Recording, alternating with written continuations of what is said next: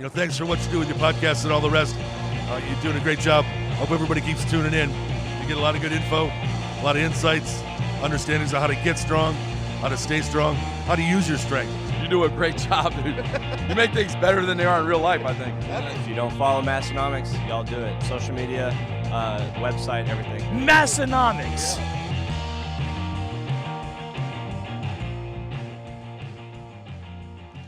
Hey everyone, welcome back for episode 345 of the Massenomics podcast, the lifting podcast about Efren, recorded live from western, northeast, South Dakota. My name is Tanner. And my name is Tommy. I said it last week, Tommy, and I'll say it again. Some weather we've been having, huh? Oh, talk about 180. I was going to say 360, but that was too far. We'll be all the way back. Give it another week, and we'll probably be. We might go to to 360. 360. It is a tale of 2 weeks here, isn't it? Yeah. Talk about from seeing some of the nicest weather to some pretty nasty weather. Old man, winter is here. Yeah. Actually, I think this is going to be probably something worth talking about for probably a while. So maybe we should read ads before we get into the weather. Good idea.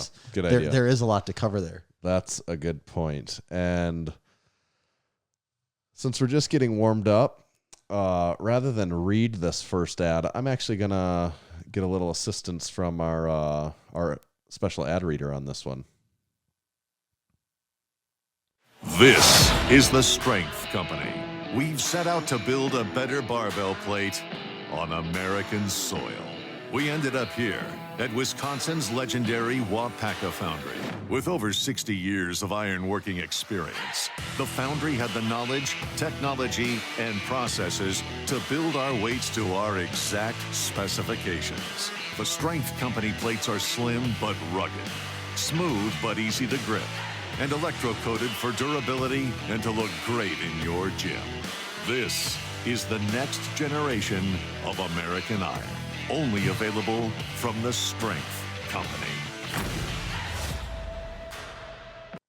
Check the Strength Co out at thestrengthco.com. They also have their plates available for sale on Amazon too.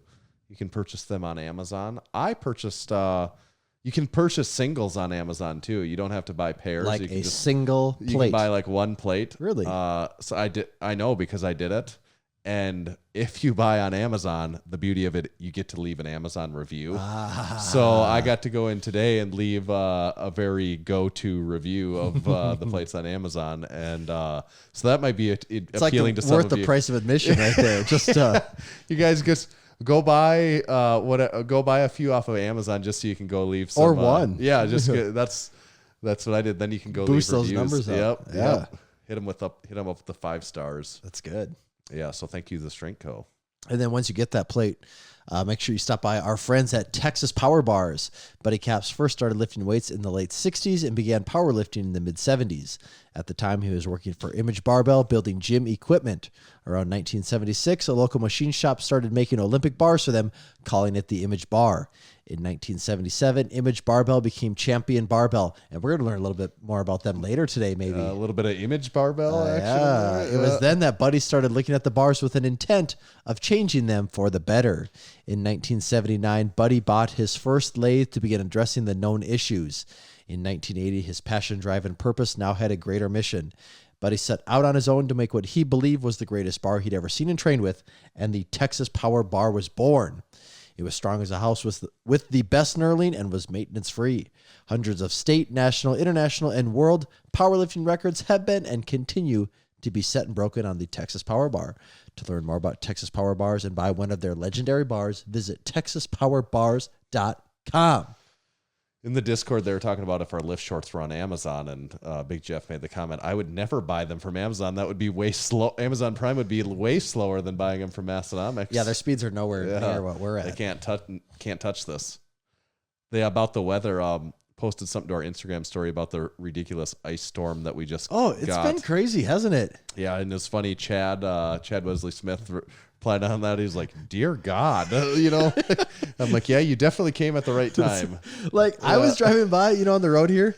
There's the golf course here, which is the infamous golf course. You just had to bring it up. There was multiple pine trees where the top was snapped clean off and laying upright next to it. And it looked like a pine tree with a baby, like not even a baby. It just looked like a pine tree that was maybe 5 years old laid next to it. It's like, no, that is the top of the tree right there. Like it's just hacked clean off. Yeah. It was crazy. Like the part that threw me off this morning, I'm like, wow, the grass is like a complete, like it is. It was a weird, every individual blade of grass is like its own encapsulated in ice. Yeah.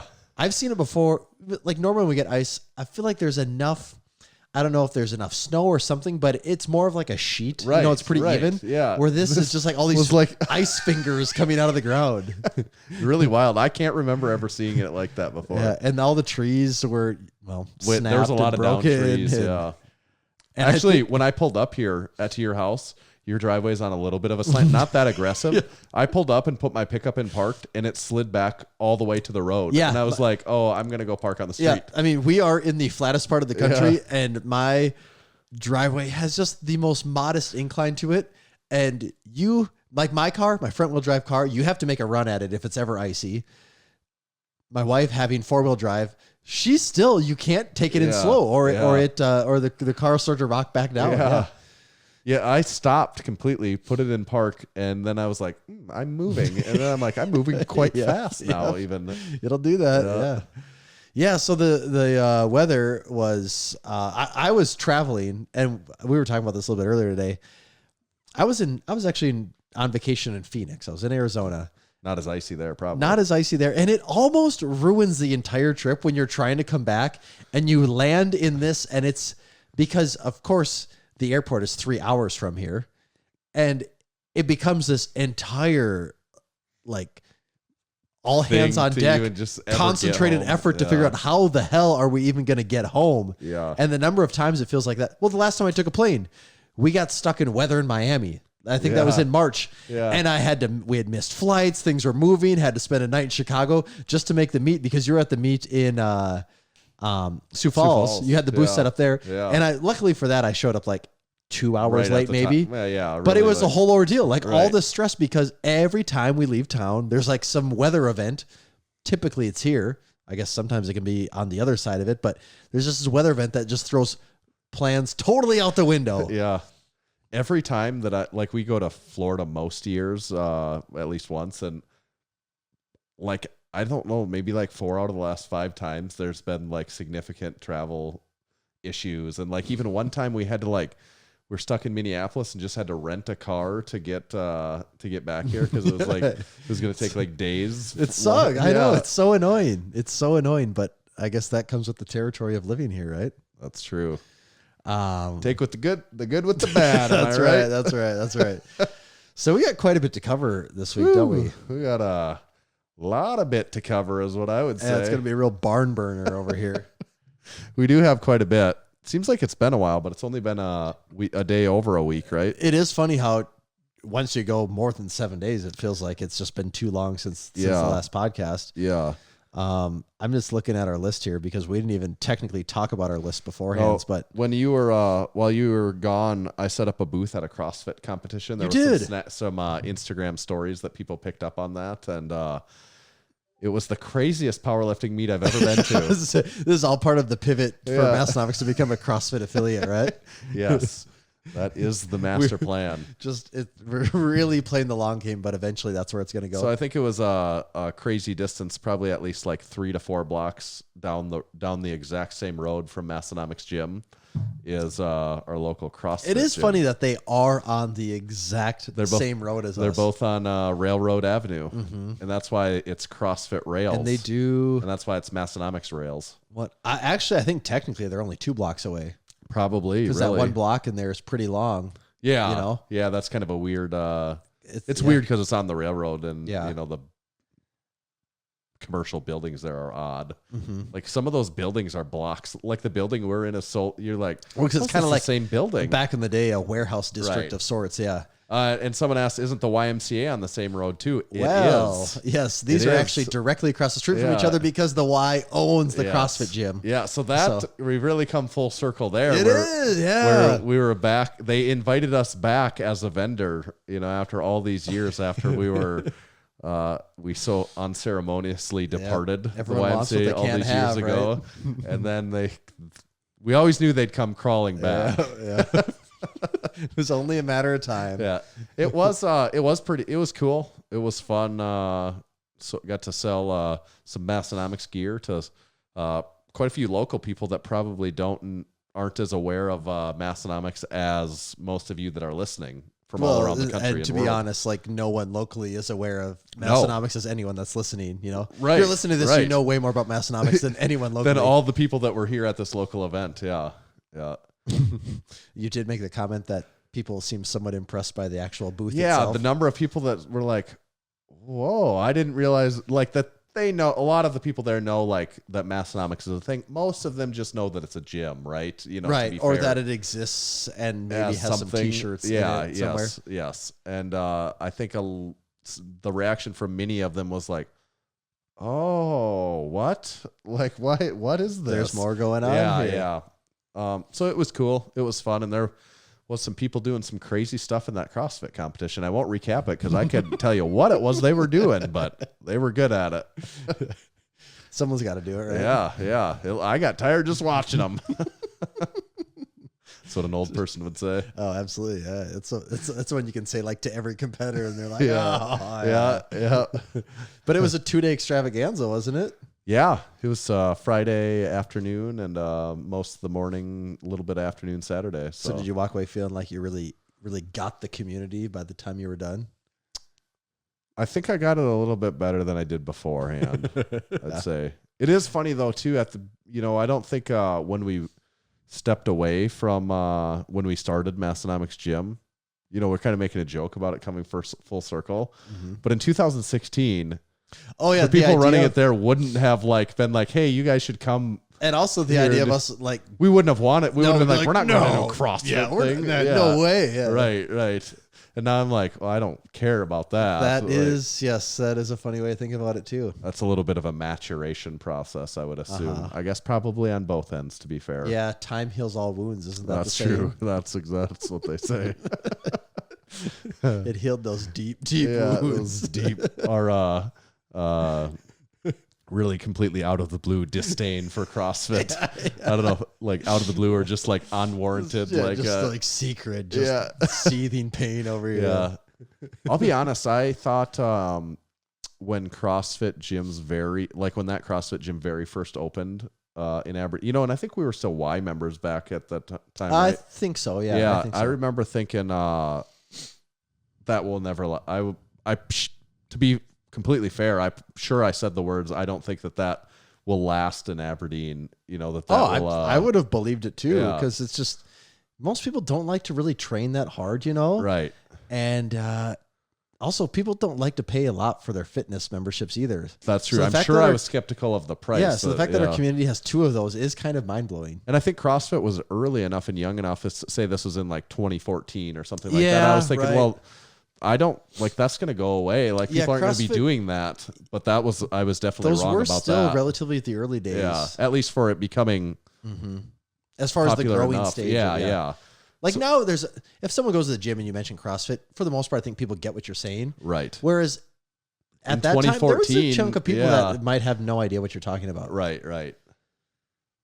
So I guess it is here to stay after all. I have to eat crow on that one. Well, let's wait 10 more years, then we'll decide. We don't want to go into rush decisions here. No, it was cool beans, though.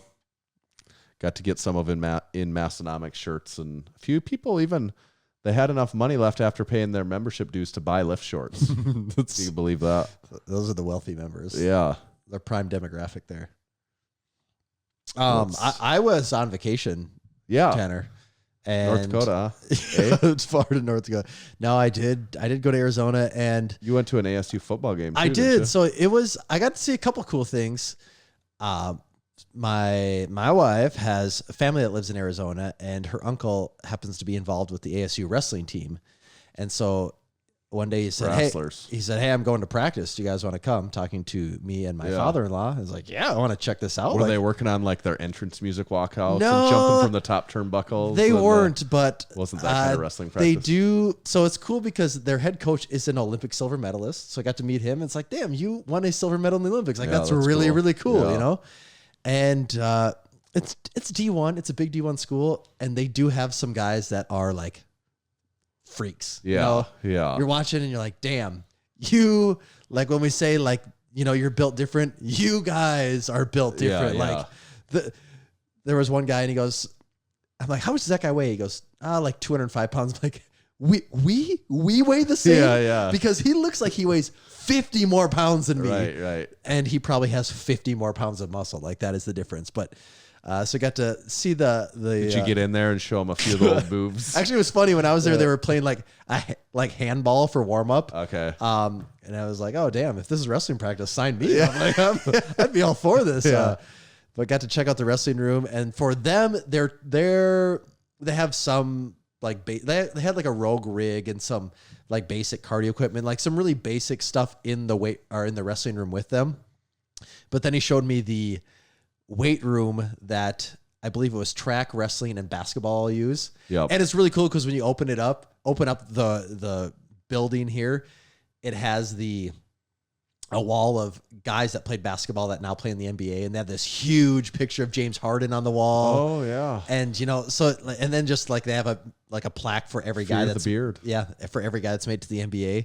So that was pretty cool to see. And then you go into the actual weight room, and it's all Sorinex racks. It's all Sorinex everything. Okay. And probably the one which now at this point, after seeing like the Rogue power racks we have and everything, you know, the rack is just like, okay, yeah, this is a maroon rack with the gold Arizona cut out. Right. Like at one point that would have blown my mind, and now that just doesn't feel like that special of a thing. Probably what surprised me the most was, so there's a few observations.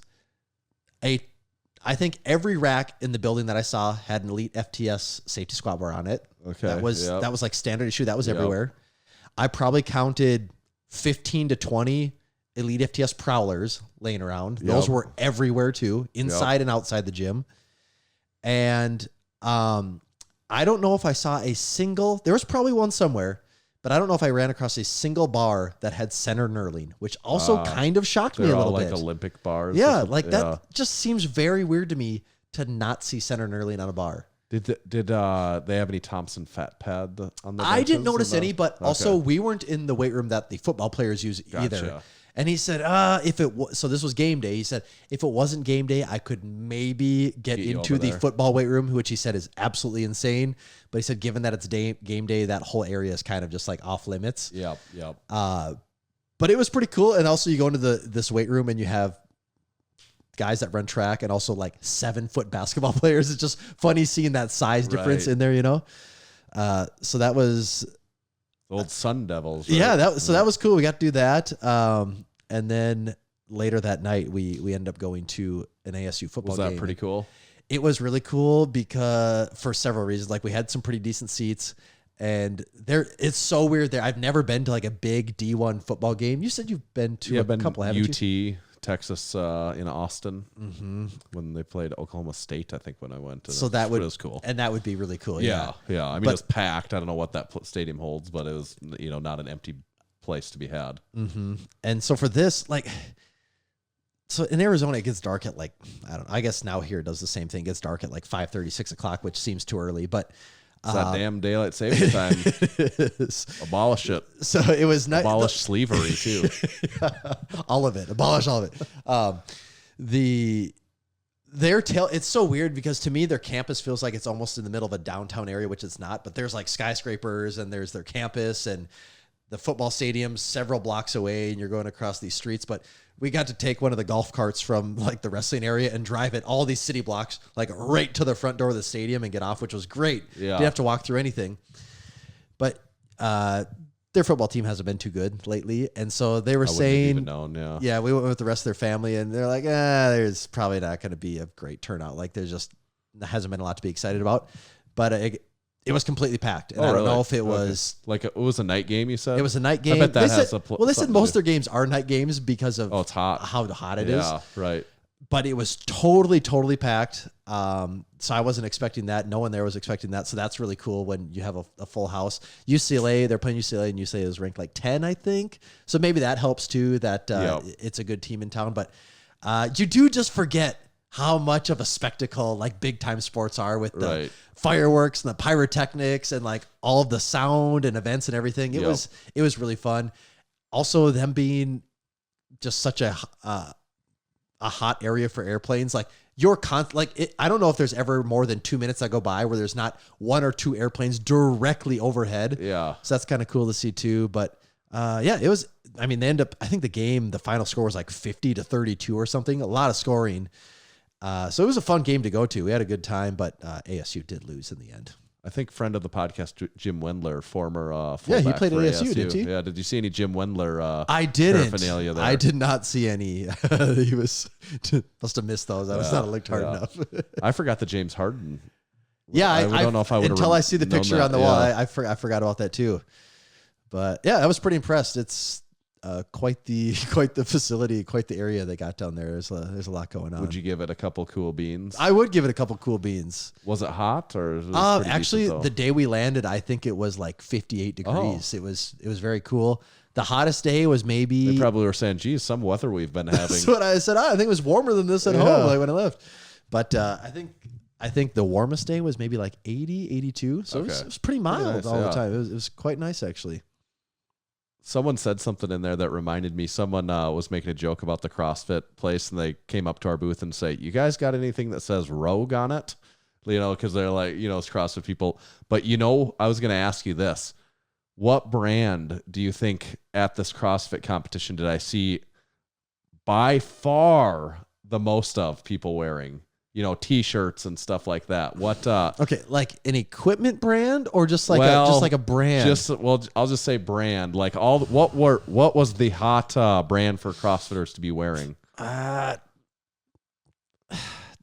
No Bull. No Bull, and I had no idea that. Like, I'm surprised you guessed that because I was like, I've never seen someone wear a No Bull t-shirt in my life. I don't think. I've actually never seen. I don't think I've ever seen one either. Like I've never seen somebody wear a No Bull t-shirt in my life before, and 50% of the people in the building were wearing a No Bull shirt. So that was a really lucky guess on my part. I kind of just said it because I'm thinking, what shoes do people wear in CrossFit? And that was my guess. But why is it ever like, okay, I guess that's not uncommon. Whatever shoes you wear, that's also the, you're thinking Nike, Reebok, all that stuff. I guess that's what people do. But I was like, what is No Bull? Is it shoes strictly? Because they also have a banging t-shirt business going on now because everyone that was there had a t-shirt on that said No Bull. I have no idea. I'm just assuming they are a shoe company that puts their logo on t-shirts. And someone said they're now the sponsor of the big game. So I guess that's a big thing. Why? But I'm like, I don't know. I'm still like, well, why is there? I don't know. Wow. Okay, I didn't realize I was blown away by that. How many No Bull shirts I saw everywhere. I could see now if they are the prime sponsor, how they would take over for Reebok. Actually, Reebok would have been a way better guess for me to say now that I think about it. Yeah, I thought you might have guessed them potentially, and I don't know if I saw anyone wearing a Reebok shirt. Reebok just could never get over that hurdle of they just never seem to be cool enough, though. Right. Where No Bull, I think, can come in as the new kids on the block and be cool, maybe. Whatever they're doing is working. Wow. Anecdotally. I still don't know if I've ever seen anyone wear a No Bull t-shirt in my life. Oh, like if we go to the, a lot of times, say when we're at the Arnold, we'll always be like, at the end of the day, be like, what companies did you see a lot of people? I've never heard us ever discuss them ever. No, I don't think I've ever seen someone wear a shirt that says No Bull before, and I don't think ever of any memorable note. I do know occasionally someone steps foot in the gym and has No Bull shoes. Occasionally. I can't think of anyone at our gym that hardly even has those, though. I'm not sure if anyone at our gym does. I just know I've seen them at the gym before. I'm not sure if it's from members or people. Right. I have seen them, but interesting. Yeah, I clearly out of touch with that market, apparently. Me too. Like, that's what was my takeaway. I'm like, oh, okay, they're a big deal, obviously. Wow. And they do not take any bull. None. No Bull. Zero. Well, I believe back in the day, in one of the very early episodes, probably the first time I ever heard about them, it's probably on like episode 50-ish, somewhere in there. I don't know. I think Tyler mentions the brand No Bull. Okay. I believe that was my first time ever hearing about them. And his take on it was, oh, the brand's No Bull. It's none of that extra stuff. It's only the necessary thing. Okay. But I think his point of contention with it was, if Why they're is it just so expensive? Yeah, if they're just the essentials, none of this extra stuff, why do they cost just as much, if not more, than the Nikes, which Right. is apparently all this other stuff. Right. Which is a good point. But this is me having no idea. Maybe the brand means that more from a symbolic standpoint. The No Bull. Wondering if the No Bull executives played a little thing in business school called the business strategy game. They could have. They could have also went to one of Canada's top business I'm schools too. guessing these guys played the business strategy game. They said, "Hey," and their professor was like, "You've done the best out of anyone. I've been doing this for almost a decade, and you have performed higher than anyone ever." So we're gonna run with this. They we got something probably here. were in FBLA in high school, if I had to guess. That's what Big Jeff trusts with. You've been away from a while, so I don't know if you remember about this. I got to say one more thing before I forget. Right. I was so hard on the lookout for someone to be wearing a Massenomics shirt while on vacation. Yeah. Not only did I not see one, in like a cruel twist, while I was on vacation, I got a text from one of my clients who was in Nashville and took a picture with someone with a Massenomics. Really? It looked like he was at a bar. I got the text at like 11 at night. Uh-huh. He had a picture of him with a guy wearing a bench heavy shirt. And he's like, "I found a Massenomics shirt in Nashville." I'm like, dude, that's not that, like, I'm not sure if he's aware. I'm like, that's not like that unusual. Yeah. But I have never seen it. Like, everyone in the world has experienced this besides Except me. you, So yeah. I'm always on the lookout, like in the airport. It seems like I have. It was almost, my wife was like, "Really, another Massenomics shirt again?" I'm like, someone has to see this at some point. But no one ever saw it. Nope. Doesn't mean anything ever. So, you know what they say? There's always the next vacation, always next right? time. There's always next vacation for the Massenomics sighting. No, but you have been gone for a while, and I'm guessing you don't remember about this, but we have this relatively new segment. It's called "Has He Seen It?" It's coming back to me. It's coming back. Unlike most of these movies, you are remembering this. I was also thinking about this. I could just say I've seen every movie in this. There's not really any way to technically prove me wrong. That wouldn't hard. be very fair. But it wouldn't be fair. Yeah. But I could Yeah. if I ever wanted to. Some people playing along probably are lying to themselves and telling them they've seen. I think people have. I think I'm maybe more honest than most when I say, well, I Being saw honest like makes the game more fun. that was like too. an hour and a half to 2 hour long movie, and I saw like half of it. So I'll say I didn't see it. I don't think most people would play it that nice. I think that's a very fair assessment, I think. But what Has He Seen It is we have a list of movies from a particular year each week that we try to see if Tommy has seen.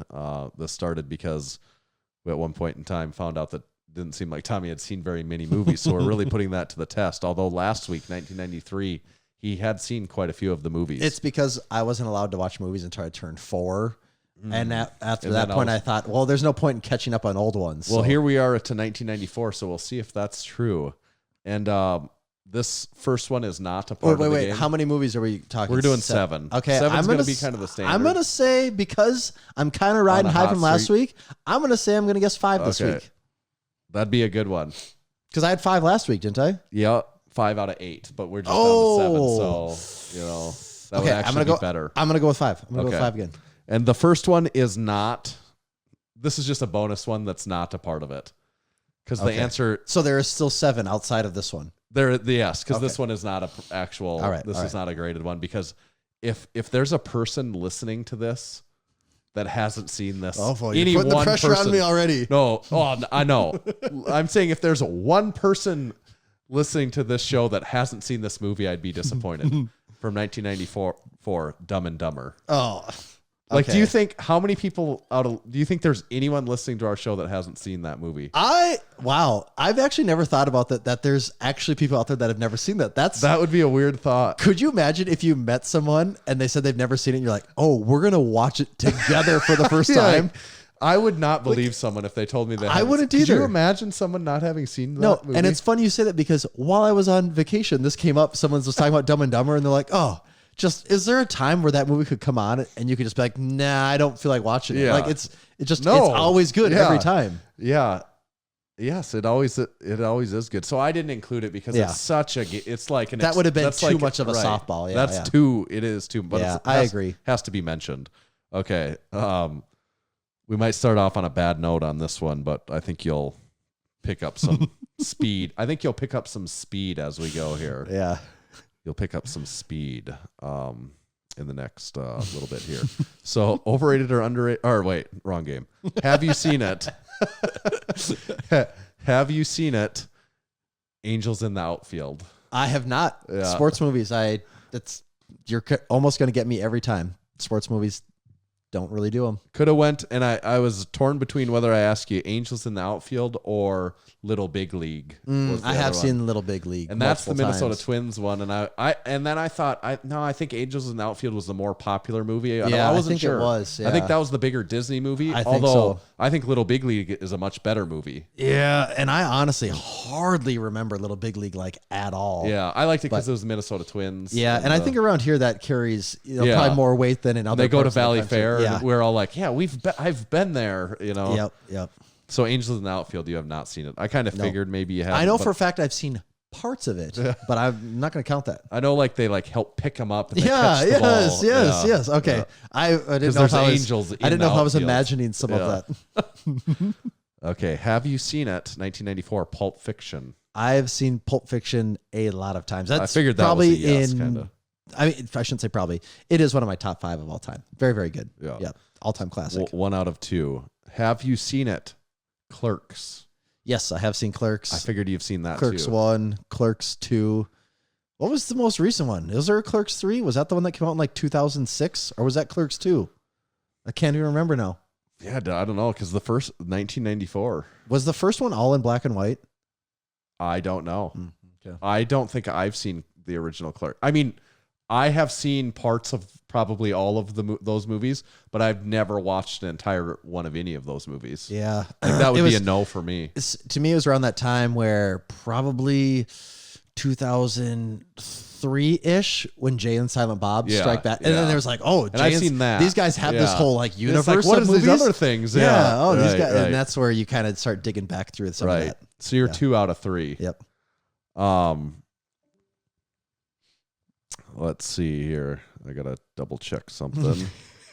Make sure it's a legal submission. Yeah, I just want to make sure I didn't have too many in here. Let's see. Okay. No, we're good. So next one, I'm guessing this one's a no, but it is one of my favorites, so I had to put it in here. 8 Seconds. I have not. Have you heard of 8 Seconds? That's the bull riding one, isn't it? Yeah. Yep, never seen it. It's I couldn't even tell you a thing about it other than bull riding. It's Lane Frost is the main person it follows, and it's kind of a. If you're into bull riding, I think it's the quintessential. The cult. I would be interested in watching it. I'm not that into bull riding, but I just liked 8 Seconds, and Luke Perry's in it. It's Lane Frost is the main character, and I think like Tough is his buddy or something in there. I don't know. I don't remember it that well. It's been a while since I've seen it, but good movie. 8 Seconds. If you haven't watched it, give it a shot. You're 2 for 4. And to me, 8 Seconds, that doesn't fall into the sports movie category, really. Not it's really. outside of the like football, baseball, basketball, right? Movie, so it gets a little extra leeway even. I think you might finish strong here, getting towards the end of these last ones. Boy. You're 2 for 4. Have you seen it? I mentioned we were going to pick up some speed here. Speed. I've never actually seen Speed before. If this segment goes under I've never 50 actually miles seen per it. hour, Yep. the whole podcast explodes. Yep. I feel like I know the whole plot, everything that happens, the jump, all that stuff. I don't know if you've seen very many Keanu Reeves movies so I actually far. haven't. No, I can tell you. I mean, The Matrix. I've seen all the Matrix movies. Like that's mandatory viewing, but I guess maybe a lot of this stuff is also mandatory viewing. And I haven't seen those either. I don't know if Speed is mandatory viewing, it is though. one of It's those like very 90s movies, though, right, isn't it? Right. Yeah, I never saw it though. I vividly, you know how you have kind of maybe random memories, and I suppose I could say I was exactly 7 because it would have came out in 1994. Watching it at my grandmother's house on a VHS with like some family around, and like someone must have rented Speed when it came out, and watching it and just being like enthralled in that movie. See, at the time. I kind of along the same lines. Also, I had a friend. his older brother was probably 6 years older than us. So at the time when I was probably 6 and he was like 12, I remember him having speed at their house and seeing these people on this bus and everything and being like, this is too much for me, man. Like and it just didn't click. So you're 2 out of 5. I still think you're going to finish stronger here. Have you seen it, Ace Ventura, Pet Detective? Yeah. Of course. Yeah. You know, I don't think that's as much of a gimme as Dumb and Dumber, though. You don't think so? I don't think as much. Like, you're probably right. It's insane for me to imagine someone hasn't seen Dumb and Dumber. I can't because picture it's if someone on has TV. It's all the time. All the time. Ace Every Ventura channel is quite a bit too, though, isn't it? Yeah, it does seem like it is, too. All right, what's the better one? Ace Ventura 1 or 2? Which one's the Miami Dolphins? That's 1. And 2 is like he goes to Africa and the bat. The rhino scene is one of the top movie scenes. That's what I'm kind of thinking. 2 is pretty good. I don't know. That's where I struggle with it because a lot of times in those comedies, 1 is always better. Right. But I see, and to me, 1 almost as a kid almost fell into sports territory movie. Right. And that kind of always removed points from it. Was 2 more ridiculous? Like, that's what I was saying. I think 2 was even more over the top. Was the good like they part. were just so much more dumb in every way. Yeah. I think I was more of a 2 fan myself. Yeah. Yeah, because I believe it was 2. It starts with him in that monk monastery. Right. Like, and, he's there's just the whole, and then he I haven't leaves. seen those for a long time. Yeah. Yeah. 2. I think 2 is the better one. Watch those with my son soon. I think like that rhino scene is one of the all-time classics. It's so insane. I think that's a meme there. It's like multiply lifters getting on their squat suit. or like removing theirs. Yeah. Or like my knee. My leg. What's the new kind of knee sleeve that everyone? Like my calf going through my insert knee sleeve. There it is. People will love that. That meme. Like, stay tuned for that meme this week. People will love that. So you're 3 Pulp Fiction, Clerks, Ace Ventura. You're 3 out of 6. This is a deciding factor, and we like to end on an Arnold movie. Oh boy, we always end on an Arnold movie whenever possible. Have you seen it, Junior? I have not seen Junior. No, this is the one. Or what's the one that Ryan and Larry reenacted? Was that with Arnold and Danny DeVito? What was that one? That's Junior, twins? right? Oh, is that Junior? Wait, that's twins. Okay. That's twins. Yeah, I've not seen Junior. Junior's where Arnold has a baby. He becomes okay. Yeah, I still haven't seen that one. That actually hits closer to like present day, like with everything going on, than it probably did in 1994, but more relevant now. Yeah. I suppose that movie doesn't have like the same level of humor to it in 2022 that it did in 1994. I haven't seen it, so I guess I can't say, but also Danny DeVito. Okay, yeah. Really? Wow. So those guys had some on-screen chemistry then, to do 2 movies at least together. Well, and was Mr. Freeze in the Batman with the Penguin, or was that a different one? Okay, that is different. Let's say if those guys were in 3 movies I was like, together. wait a second. If you just unraveled like something huge there, if that was the case, I'd be like, okay, that's too much. They're, like Hollywood was like nah, we'll use it again. The contrast of these 2, they have to be on screen together all the time. Like for a split second, I thought you're right that is true. I'm on to something here. Yeah. Okay. So you went 3 out of 7. Not bad. Quite a ways off from 5. I knew I should have stuck with 4. What the hell was I thinking? Yep. All right. Brought me back down to earth a little bit, I guess. Was that a fair? Yeah, I think that was a good cross section of movies. Some comedy, That's some action. That's why I try to get you can't just say all comedy, because if you said all comedy, there's a good chance I would have seen most of them. This game also isn't fun if we know by now you say I don't do well with sports movies. If I pick, I'll bet we'll get 5 out of 7 sports movies here and really screw them over. Or you just look up the 5 nominees for Academy Award for Best Picture for 1994. Never heard of it. What's that Tiger one? Never Pi? heard of these before. Pi? Yeah. Like, who's watching those? Okay. Well, good job, Tommy. I think everyone's proud of you. Bring that average back down. You know what else everyone is proud of? What? The fine products over at SPUD Inc. You know what the products I'm particularly interested in there today is their belts, because SPUD Inc. makes a variety of belts. But which one is right for you? You can go with the classic SPUD Inc. deadlift belt to the new Olympic belt. No matter what kind of athlete you are, Spud Inc. makes a belt perfect for you. I was looking through their site. They have, I think that Spud Inc. deadlift belt is pretty iconic to me. I picture that and seeing that a lot of strongmen wear that. But just scrolling through their belts, they actually have like 20 different belts that you could purchase just from Spud Inc. that Spud Inc. makes. So I thought that was kind of interesting. They have bench press belts, Olympic belts like I talked about. Belt squat belts. Utility belts, Batman utility belts, belt squat belts, the ratcheting belts. And really, technically, some of those could be legal in powerlifting now, right? Didn't we talk about that? I believe so. Yeah. I think we did mention that. So that's interesting. And also, when you head over, check out their belts, buy a belt, buy one of everything else, and as long as you spend $75 or more, your shipping will be free. And make sure to let them know that Massenomics sent you. Thanks, Spud Inc. This episode is also brought to you by our friends at Bearfoot Shoes. Hello. Most shoes harm your mobility by over-restricting your foot's natural movement. Barefoot shoes are designed with minimal restrictions so your feet can move the way they're supposed to. Move with more strength and confidence in every step. Barefoot Shoes was founded by Chris Duffin, who attributes proper foot biomechanics as foundational to his success in squatting and deadlifting over 1,000 pounds for reps. He helped create the company to provide a minimalist shoe that can be worn for anything from deadlifts to walking your dog. Go to www.barefoot.shoes to check out the best minimalist shoes available. Tanner, we are months into our Barefoot Shoes journey, and it's a match made in heaven. I actually, I was waiting for the Barefoot Shoes ad to talk about this, but I wore the first Friday of the CrossFit thing. I stood up on my feet a lot, and I was wearing some of my other sneakers, and my feet really hurt at the end of the day. And I'm like, tomorrow change it up. I'm going to wear my, I usually only wear my Barefoot Shoes at the gym, but I'm like, I'm going to try those for something different. My feet felt so much better. Did they? So much damn better. And this is a paid ad. Did you have, this is also true. Question, did you have your Ultra Boost on the first day? Yes. Okay, so this is an interesting thing. Adidas Ultra Boost, I've had several pairs. I think they're a very comfortable shoe. You have a pair. Yeah.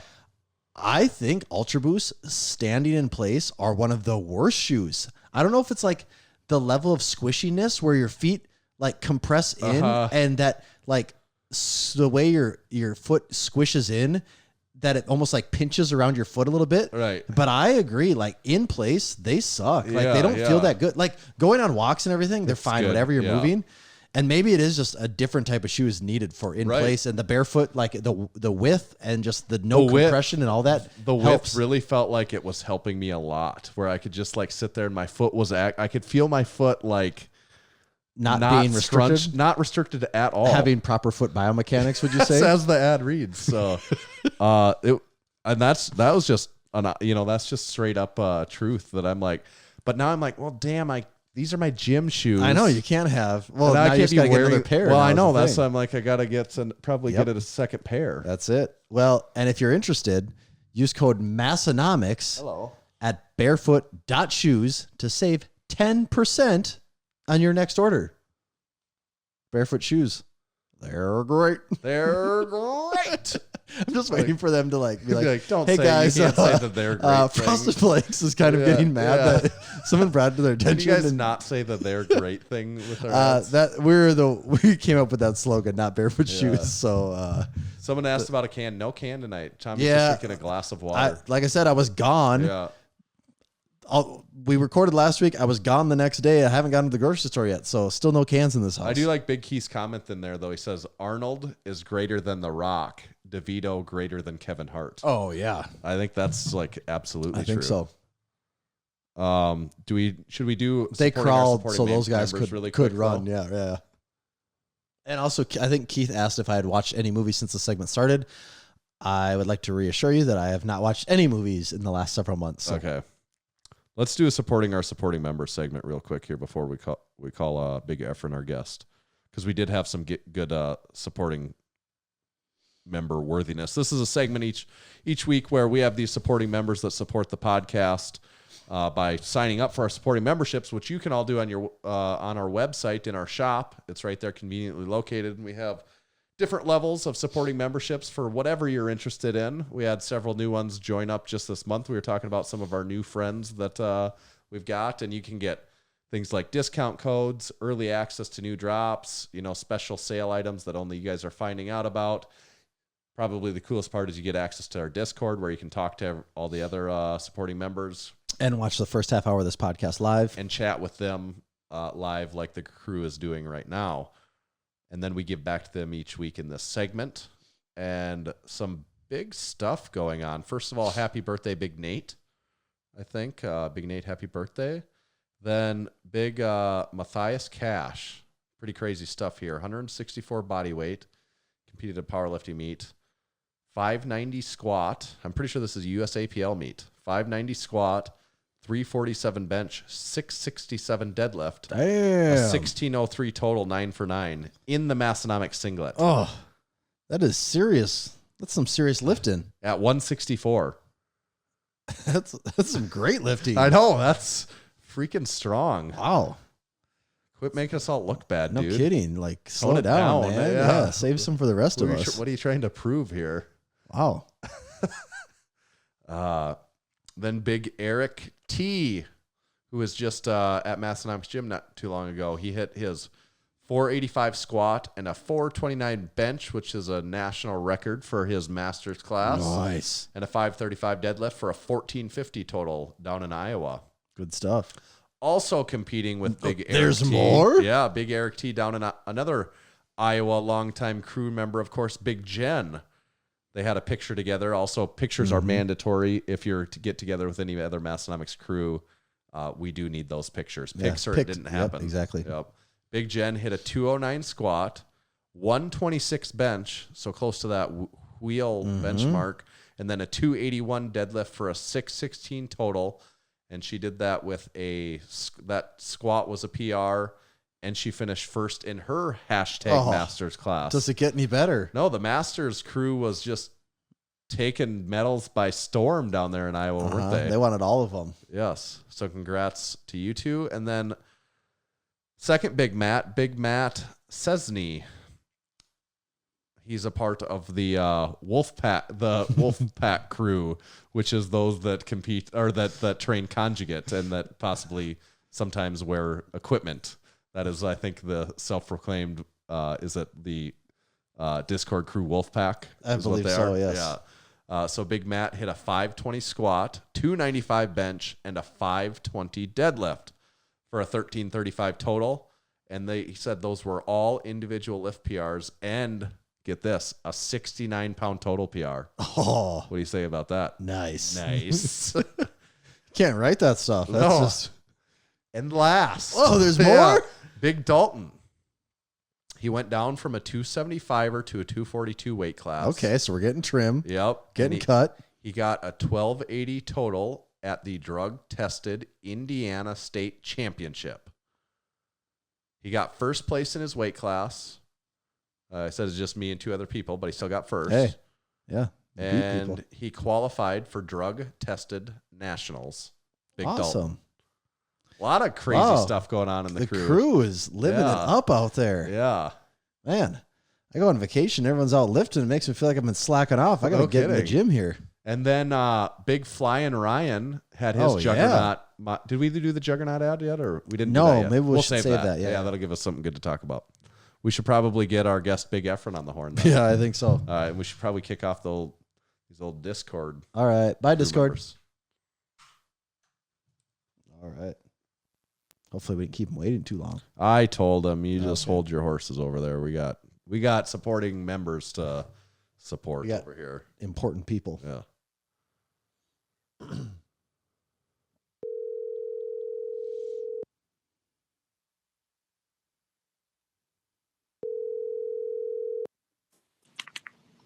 Hey, Big Efren, is that you? it is me. Ah, excellent. You are live on the Massenomics podcast with Tanner and Tommy. What's up, Efren? Wonderful, wonderful. Hey, by the way, can we make it medium, Efren? No. We have strict rules here. Everyone here is big, no matter what size you are. I mean, I know the internet adds about 4 inches, but I wouldn't really call myself big, Efren. I want to make that clear. No, when you're here, you're with family now, and you're big. Yeah, when you're here, you're big. Yeah. I love it. Yeah. You really don't get a say in the matter, to be fair. Understood. Okay. So Big Efren, we're excited to get you on. Actually, we'll talk about this more, but I hold in my hand a hard copy version of the Iron Guide, a collection of strength. And Big Efren is the author of the Iron Guide, and that's part of what we want to have you on and talk about today. But this is pretty cool. We were just skimming it here earlier, and we were very like our initial reviews. We were very impressed. Yes, it is very comprehensive and super cool. But so for anyone that's listening and maybe isn't familiar with you yet, maybe they're not following you along on Instagram. What would you tell everyone in a few sentences here about what it is you do and why you're going to be a fun guest to have on today? Yeah, definitely. Yeah. First of all, thank you very much for having me. I'm extremely grateful and thankful. And also, Tanner, I want you to know, I believe that may be the only printed copy out there because I'm too cheap to print it out. I love it this way because what I do is I have a whole bunch of ebooks printed like this, and then when I get done with them, I leave them at Massenomics Gym, and then everyone gets to browse them like in between sets and like while they're warming up or getting done. And also, I was telling Tommy, sweet life hack here.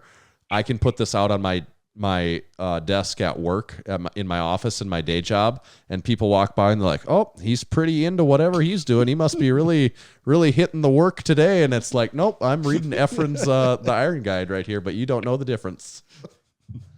That is really smart.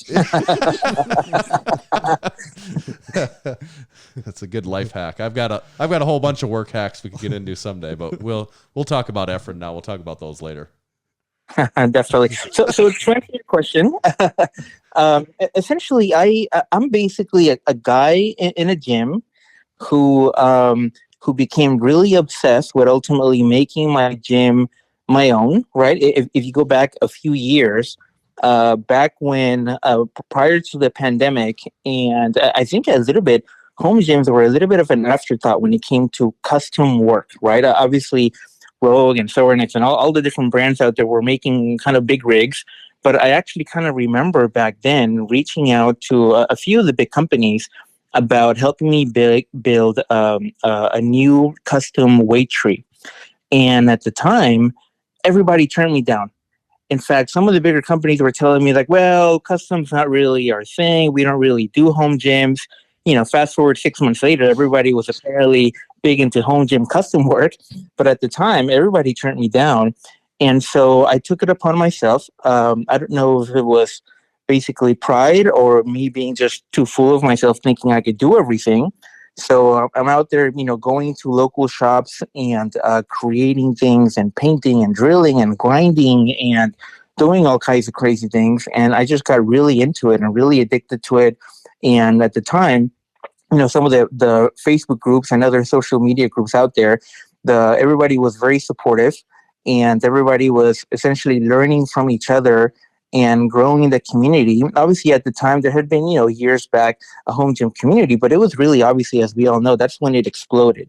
And I think that was kind of the beginning of me really getting into it. And at first, it was really just sharing my ideas for how I did what I did, whether it was building new custom storage or hacks for my belt squat at the time, or hacks for different things, or how to be effective at storing some of your bars or your weights and so on and so forth. And so at the time, it was really just sharing my ideas and sharing my builds and sharing things that I had done.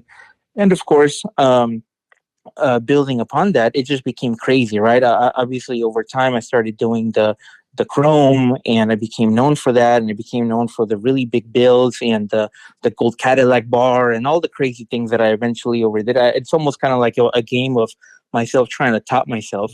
Yep. And so that just kind of happened over time. And ultimately, I think where I fell into this big black hole is the vintage iron world. And I never really recovered. And as I'm sure you guys can tell. And basically it ultimately became just this thing where it became bigger and bigger and bigger. And a buddy and I, Matt Ural, started a new vintage Facebook group, and it's just snowballed from there. And a big part of the thing, for a long time, I was actually a pretty big time collector, but I was a closeted collector. I didn't really talk about it on my social media. I was really more, into the chrome and the gold and all these different things, but I never really talked about the vintage world because I was getting deeper and deeper into it.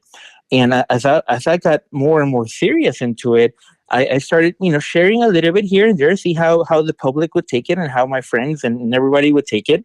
And over time, it's actually kind of crazy because I actually think me being on the world's strongest show here right now validates that vintage weights are here and they're here to stay. Wouldn't you agree?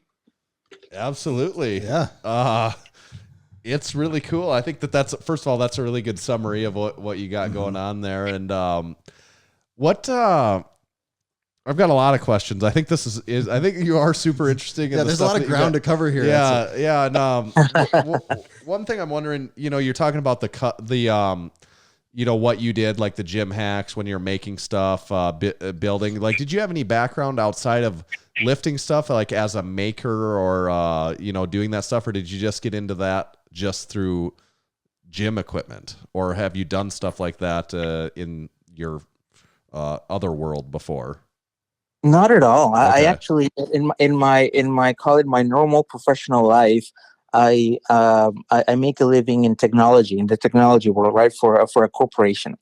But I guess I've always just been very handy, and like I said, I think I've just been fooling myself, thinking, well, I could do this, I could do that, and I think it was really just a matter of trial and error, and trying it out and trying to do things that would work for me. Well, again, at the time, it was really out of necessity, right? Because all the companies were turning me down. Nobody was doing really custom work at the time. Nobody was doing custom colors. Nobody was doing custom rigs, like all these different things that kind of came up after that. At the time, there was really nothing available. So it was really out of necessity. Yeah. Okay. So talking about the vintage iron stuff, that's a lot of what your book that you've got available is about, and it goes into some crazy detail on some of this stuff as far as valuation, rarity, and like the pictures that you've compilated here to get together are pretty wild. Actually, just having all this together in one book is really cool. But what you talked about how you slowly got into that, and like you're almost closeted getting into that at a certain point. Do you know what was the first piece of vintage iron that you ever got? Well, it's a little bit of I would probably say a topic that's discussed often, and I'll tell you why. The Ivanko chrome weights, right? Yeah. Some people would consider very, very seriously vintage. Other people would say, well, those are more modern. But I would probably say those are like the gateway drug for everybody, because it's a little bit of crossover in that people now can see them, appreciate them, and be awestruck by them and want them. But knowing that they've been discontinued for many years and they're really hard to get, and once you kind of get that little bit of a hit of, well, wow, I really have to have those, and you start getting them, you really get that rush of like, oh my gosh, I just scored something that everybody wants. And that really is like the gateway drug for everything. Yeah, I just pulled up that page. Yeah, actually, we're looking at the page here. I'm actually shocked. Because I believe is it say 60s and 70s, 1980s. Oh, 80s. Okay, 70s and 80s. 70s, I guess. 80s. I just assumed that those were from like the 90s. It just seemed like such a 90s thing to me for some reason. Yeah, and what's interesting is, I mean, obviously they made them, those later are iconic, as well. Though, too, they I are, think. Yeah. Exactly. I mean, you've seen a bunch of different people lift them over the years. But if you think back to when they started, I mean, you really could be finding weights that are out there that are 40 years old. And so when you stop and think about that, it's like, wow, that's wild. I would like to have a set of those. Oh yeah, those are pretty really cool. Those are pretty iconic. So you think that was some of the first stuff that you started dipping your toes in the water on then? Definitely. I really think those are ultimately the gateway drug for myself and for everybody. That's kind of how you start building. And I remember a couple of years ago, I think at the time, nobody had ever really put together such a big set all at once, right? People had a couple of weights here and there. But I actually remember a few years ago, maybe now 3 years ago, when I first was able to put together my set. And I think, I mean, at the time, it was only maybe like 3 or 4 complete sets. And I dropped a picture of that, and everybody kind of just went crazy, because at that time, nobody had ever really seen something like that together on one tree. And I really think that was probably the beginning of the end, if you will. Yeah. Yeah. Now, obviously, your collection has grown significantly. 2 questions about your collection here. A, do you think you could put a value on it? B, if you could, would you be sharing what you would put on it for a value? You know, I probably could. I don't know that I would want to. I feel like I'd cry. Yeah. And the other part too, I don't know if my wife will ever listen to this. Yeah, That's a smart move. everyone listening understands that whether they buy vintage equipment, just regular gym equipment, any of that, everyone understands how that goes. Exactly. Actually, you know what's funny? One thing that every vintage weight collector knows is that we're all supposed to have a secret binder with a special phone number of who to call when you die, so that when you call this person, and they will tell you the real prices of everything. Yeah, so that your wife doesn't sell all of your stuff for like 25 cents a pound. Pennies on the Exactly. dollar, Yeah. Okay, what about this? What do you think? What is your most valuable piece of equipment that you own now? Well, so if we're talking just actual dollars, right, out there, and obviously I'm sure you saw the guide. Yeah. And there's big ranges, and there's probably steps along the way of those ranges.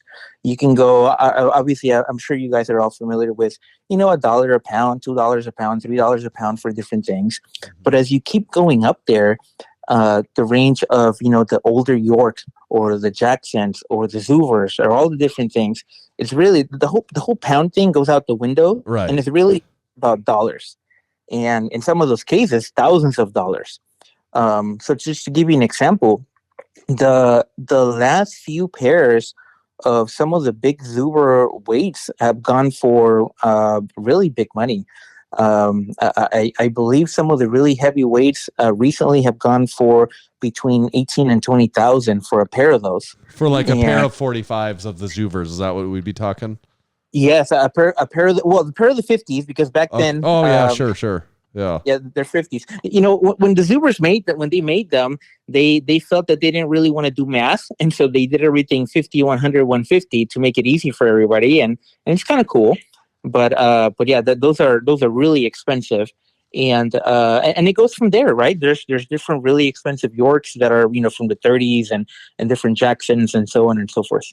So for anyone that doesn't know what the Zoovers are, explain Zoovers and kind of bring people up to speed on the story of those, because outside of you, I don't think I've ever seen those before. So it's actually a really interesting story. And what's wild is that many people don't know. So the Zoovers was an actual Zoover gym. It was an actual gym in Costa Mesa, California. And basically, they were a little bit later, once they got more famous, but at the time, they were the first stage for the World's Strongest Man in the late 70s. But prior to that, basically what it was Bob Zuber Sr., he basically wanted to do what he called it the Disney World of gyms. And everything was over the top. I guess in some ways, it was a little bit like your vibe, Massenomics, would fit very well at the time. Yeah. Everything was just over the top crazy, right? I'm sure everybody would be wearing lift shorts. That does sound crazy. If they could afford those, yeah. Exactly.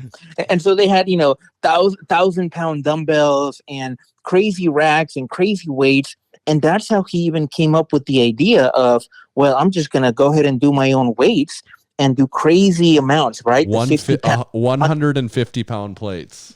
Exactly. They go up to 200 pounds. Really? Yes. And so imagine trying to load those things. Yeah, it doesn't make any sense. And for anyone that doesn't know, the big Zoovers, they're the ones that have the muscle man spread Yeah, eagle kind on of the yeah. what's it, Vitruvian man or whatever, kind of all spread out in the middle of them. Exactly. And so at the time, so he made this gym that was kind of really crazy over the top, and he had his own, local powerlifting team. And he also started, because of his fame basically at the time, he started getting more and more of the local powerlifting, Peanuts West, later Arnold, Lou, all the different people that were around LA to basically come down. It was a little bit of a pilgrimage to basically make the trip and check out the gym. And so there's a whole lot of pictures of that. And in some ways, they were, right around the culture when powerlifting really started. And that really became their claim to fame. And like I said, later they were the first stage for the World's Strongest Man. And so they're a very epic gym in the history of powerlifting and just lifting in general. And so what's crazy now is if you think about the weights that he made for the gym, the really interesting fact about those weights is that they are actually the only ones out there that every single one of them that are out there were part of the gym, right? So if you think about York and Jackson and old Eleiko and everything else, you could just buy those. Right. You could just buy those, and so everybody there's never a retail component to their plate. Exactly. So every single one of them was at the gym, lifted by all the greats. And so we all like to joke that if you go and lick them, who knows, maybe you might be, licking some Arnold DNA or something. That's awesome. So, okay, based off what you said there, like looking at your book, they are at the top of your rating scale here, and you have them at a scarcity of 9. Do you have any idea, looking at, these 50-pound plates, 150, 200-pound plates, do you have any idea how many were ever produced? Yeah, so it's actually interesting. In some cases, you are actually able to document some of the production numbers, right? And through a lot of research and word of mouth and records and here and there, you actually can come up with some of those numbers. For some of the big Zuver plates, there were about 200 total pairs made of the bigger ones. When you say bigger, are you saying like the ones with the guy on it, or? Exactly. Okay. So the 50, 100, 150, 200. And from there, you can then, they were split up. The most of them were obviously the 50s. And then from there, I believe there were only 10 pairs each of the bigger ones. Wow. The one interesting thing, though, is that even though not many were actually made, I would probably say compared to some of the other ones, more of them have been retained, because if you think about it, it's kind of hard to throw away this giant plate with this big naked dude on it. Mm-hmm. Yeah. Yeah. Whereas if you think about the Yorks and the Jacksons, like, well, they can just be misplaced. They can be put in the garage. They can be whatever. But the Zubers are very appealing. And so even somebody who doesn't know anything about it may want to try and look it up and preserve them, if you will. Right. So then of the big plates, roughly how many are you in possession of? Myself, of the big plates? Well, of the big plates, I really only have 3 right now. Like 3 pairs or 3 actual plates? 1 pair and 1 single. Okay. Of the big ones. There was a time that I actually had 4 pairs, and I ended up trading some of them. It's actually one of the things that over time I've tried to be a little bit disciplined. It doesn't always work in being able to have a variety of everything and being able to be ruthless. That's actually one of the things that I like to tell everybody, that I always like to say that it's better to trade away too early than trade away too late. Right. So having like 10 pairs of Zuver plates isn't like super high on your priority list then? Not for me. Okay. I know there's some guys out there that really like them, but obviously not. It's really hard to get a whole lot of them. But I did have more of them, but I did trade some of them to be able to, diversify a little bit and just have a little bit more of everything. Yeah, I think that makes sense. Yeah, is part of the game like the high-end vintage weights? Like, do you have to trade in order to get stuff? Like, is some stuff like someone's not going to sell it? They're only going to, you're only going to get it out of their hands if you have something that they really want to trade with? That is exactly right. Yeah. But basically, just the higher you go up the ladder, the harder things get, and the less your money is worth. Right. That makes sense. Okay. How about what? So you're also known for having some gold equipment. You know, you've turned a lot of things gold. What's the favorite or oddest thing that you've golded in your gym? Can you anything that comes to mind that you really enjoy that you turned to gold, or that that's kind of an odd piece of equipment? Anything like that? Oh, by the way, I really like how you added the "in my gym," because I'm sure I have other crazy gold things out there. Well, we never know, but You know, I actually one thing that I didn't do myself, but that I really enjoy, is I have a tiny little Franklin Mint mini gym that's 24 karat plated, and for whatever reason, I really enjoy it, and I walk by it every single day. Sometimes I do little lat pull downs on it with my fingers, but I really enjoy that. okay. And what about the book? Well, I suppose you've done so much research on this and everything that you've been so into it that at some point in time it hit you that, like, maybe I should just make a book about it. Is that how that went, or what was that process like? Yeah, a little bit of that. I mean, honestly, I think I was just frustrated by the fact that there wasn't any consensus out there. If you think about how much has been written and researched and studied on physical culture in general, right? And lifting, and over time, all the different training and all the different programs and the history of lifting and everybody who was famous, but nobody has ever really talked much or gathered really all the actual equipment that they use, and the weights and the strength implements and all that stuff. And so I wanted to have somewhere that we can all, you know, look at and reference and teach everybody who's coming up by looking at all the pictures, because that, honestly, that's probably one of the most important things in finding the rare things is, and this is what I mentioned in my book, is you just have to know what you're looking at, right? Because a lot of the times when you're looking for some of these things, whether it is on, you know, the marketplace or on eBay or whatever it may be, you may have really crappy, dark, out of focus pictures of whatever it is that they're looking at. And so imagine, if you will, that you have, you know, it's 50 years from now, and there's some weird yellow shorts with LIF buried under something. And if you don't know what you're looking at, that may be trash. But if you do know what you're looking at, holy shit, those are the golden shorts. Like, oh my God, those they only made 100 pairs of those ever. I wonder if they have the Exactly. certificate of authenticity with them. Exactly. Now you get me. Yeah, for sure. So that really is, you know, a really, that will give you a big leg up in the game, is just knowing what you're looking at. And so up until this point, there really wasn't anything whatsoever in terms of a comprehensive guide to be able to help everybody. And so I was actually talking, you know, over many nights, I would talk with one of my buddies, Max Mars, and actually in a totally different state.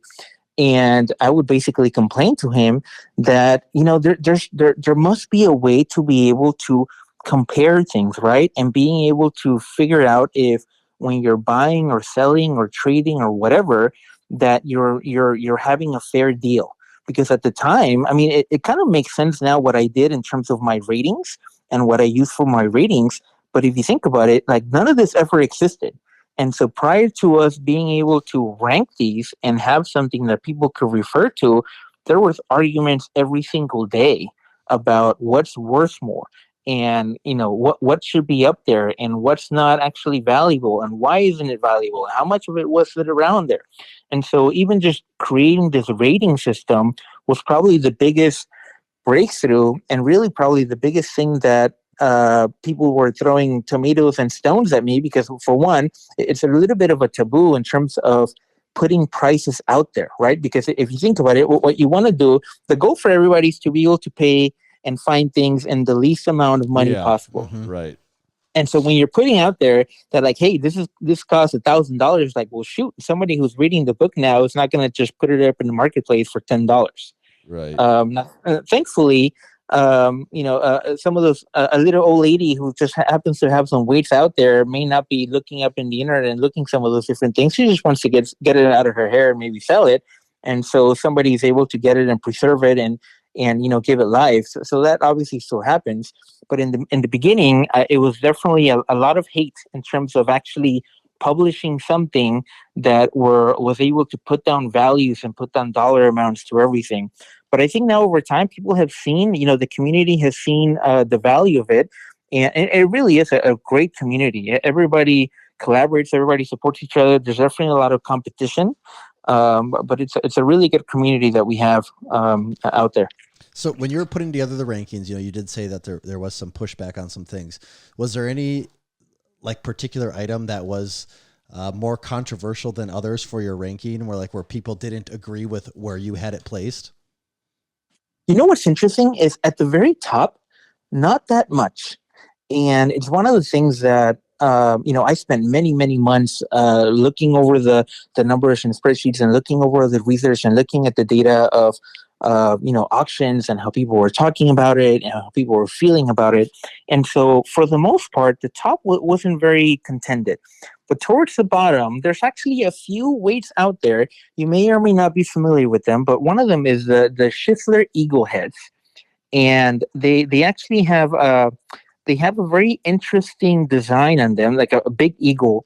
Yeah. And they feel very, very America, if you will. And they're cool. We're looking at them now. Yeah. That's cool. But the interesting part, though, is that those are imported plates, right? And so in the vintage, import plates are technically looked down upon a little bit. And so those are some of the ones that have always been, big debate on where exactly should they be. Because if you think about it, yes, they're cool. Yes, they have a cool design. Yes, they were a Midwest company, but ultimately they're import plates. It's also one of the reasons why they have both the pound and the kilogram. Right. And so those were probably some of the ones that there was a lot of discussion in terms of why aren't they ranked higher? Okay. Yeah, I could see that. That makes sense. Yeah. Have you ever scored anything awesome for just a ridiculously great price? Like where, kind of we got to imagine if you're in Southern California, there has to be a happening marketplace within 100-mile radius of you. Like, have you ever just gotten any deals that are just would blow people away? What's crazy in the vintage world? It's actually the opposite. If you're in Pennsylvania, New York, that's where you can just trip over York stuff, trip over Jackson's and all the different things. Out here, it's actually not as much. What you find out here are definitely some of the really cool plates. Obviously, the Zubers are out here. The Paramounts are out here. The Paramounts actually have a really interesting story in that they don't necessarily have the coolest design. I would probably say they're not even that interesting. But if you ever watch Pump and Iron, Arnold, everybody is using them all over the place. Oh. And so itself, it's this mega, mega appeal to everybody. And the fact that for whatever reason, it seems like there's a lot of them are just not out there. Yeah. Okay. And so out here in California, you do see, some of those things kind of like the West Coast vibe and West Coast pieces. But when it comes to the really older vintage weights, most of them are actually in the East. That's where obviously where York was, where Jackson was, and so that's the other part too. That it's a little bit of an unspoken thing, when it comes to the collecting. Nobody ever tells you about how much packing and shipping you actually have to do of these crazy heavy things. Yeah, you've probably spent a lot of money on shipping just over the years, I would guess, huh? Yes, not only shipping, but cardboard and tape and, yards and yards of tape, and it's crazy. Yeah. Okay. And of course, bribes for my my mail guy. Yeah, to keep him coming back. Exactly. Yeah, that's a good tip. Okay. Efren, we've got this little game we like to play with every guest that we have on. I don't know if you're familiar with it at all, but it's called Overrated, Underrated. And we've got a special. Never heard of her. Exactly. And we've got a special today, a special Efren set of topics here that we want to shoot at you. And it's your job to decide if each one is overrated or underrated, but you have your druthers to elaborate on that as much or as little as you'd like. But you just have to remember that you can't ride the line. You have to decide each one, whether it's overrated or underrated at the end of the day. I think I'm ready. All right, great. Overrated or underrated York?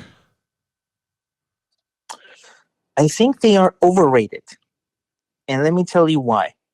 So they were, essentially the beginning of the world here in America when it comes to the big time vintage weights, and they obviously have an incredible amount of history out there, and they mean a lot to a lot of different people, and they really were the fathers in terms of what they have done for everybody in terms of the Olympic weightlifting team, the equipment, the weights, and everything out there. However, when it comes to the vintage weights and collecting them, they're just too common. I mean, they're pretty much out there everywhere. It was actually interesting. I was just talking to one of my buddies the other day, and how just in the last couple of weeks, I think there's been several dozen of the deep dish York weights that have been out in there and trading hands. And actually, I was just talking to Richard Soren the other day, and he likes to tell me how he has, I think, 48 of them. And so they're pretty common. And they're really cool, but I think there's just quite a few other plates and weights that are probably a little bit better, at least for myself. And I don't know if I'm biased because I'm, out here in California, but I would probably say they are overrated. That makes sense. I think even in our part of the country, I think you could go into a gym in almost every city and run across at least a couple pairs. Yeah. Exactly. Okay, that's good. Overrated or underrated alchemy? If you're familiar with alchemy. Ooh. I would probably say underrated. Have you? Wouldn't you guys agree? Yeah. Oh, yeah. Yeah. I don't know that we know the secret to how you exactly turn other metals into gold, but you kind of, I think you know what you're doing over there. I mean, if I were to divulge too much of that, I feel like I would really value everything. Yeah. On that topic, are you familiar at all? Have you ever heard of Black Hills Gold? This is a little south. We're from western northeast South Dakota. Have you ever heard of Black Hills Gold? I don't know that I do. Okay, maybe we'll have to send you some Black Hills Gold. Black Hills Gold is specifically gold that's produced in the Black Hills of South Dakota. It's in southwestern South Dakota, and Black Hills Gold. The gold used to have to come from South Dakota in order to be considered Black Hills Gold, but the Homestake mine in the Black Hills is no longer an active mine, so the gold no longer is sourced from there. So where does the gold come from then? I don't know exactly where it comes from, but the Homestake mine is no longer. It's a research facility. Right. So I don't know where the gold comes from, but what it does have to be in order to be Black Hills Gold is it's a ornate and a specific design. It's grape stems and the leaves around grapes. That's what the pattern of Black Hills Gold is. If you ever look at it, that's what they are. I've known that, but I And always then thought it was just also by chance that was what they did. No, that's what okay. That is what the original people did, Yeah. and that's what has become black gold. And then the other thing is there's 3 different colors to gold. There's just the gold, and then there's 2 alloys. They mix gold and silver to get like a greenish color, and then gold and copper is the 3rd color, which is like more of a brown. They do those 3 alloys together in this art of like these grapes and grape leaves and stems and stuff. And that is Black Hills Gold. And it is very, very popular around here. Wait a minute. Is this the stuff that's going to turn my arms green? No, it doesn't. It might. I'm not sure. I actually don't have much Black Hills Gold. I don't myself, have any. I just but, remember like my grandparents having some when I was a kid. Everybody's grandparents around here definitely has some Black Hills Gold. And I really think for you to have a complete gold collection, you're going to need a little bit of Black Hills Gold in the collection. Well, I'm going to hold you to that. So my next order of lift shorts, I better include some in there. Yeah, it better include a little Black Hills Gold with it. Okay. Overrated or underrated? We'll go with Austin Powers Gold Member, the movie Austin Powers Gold Member. Have you ever seen Gold Member? I think he is definitely underrated. I love I don't know how many gold. times I have used that meme and in every group. And if I had a nickel for every time somebody has put that at me, I think I would have a few more viewers. I believe that. I believe you've seen that one a time or two. A few times, yes. Okay. How about this? Overrated or underrated blobs? Do you know what I mean when I say blobs? You know, that is actually a very controversial thing. That's what I in thought the you might say. vintage iron Yeah. world. Yeah. It really is, but I don't know if you're aware, but I don't really care, and I cut them all the time. Okay, you do. So you'll make blobs then. I do actually, but it's it's one of those things. I'm respectful about it in that I really only do it if I have a single, right? Like if I have for whatever reason a single dumbbell or a glove or whatever it is, and so ultimately the way that I feel about it is if it's going to get the use and you're going to train with it and you're going to have fun with it and you're going to keep it forever, then why not? But obviously there's some purists out there that cringe and cry and whatever. And they think that some of those things are, should never be touched. But I think they should be, if the whole goal of all this is to be able to use it and appreciate it and pass it on, I say you go for it. And so I would probably say definitely underrated. And for anyone that's listening that doesn't know, a blob is half of a.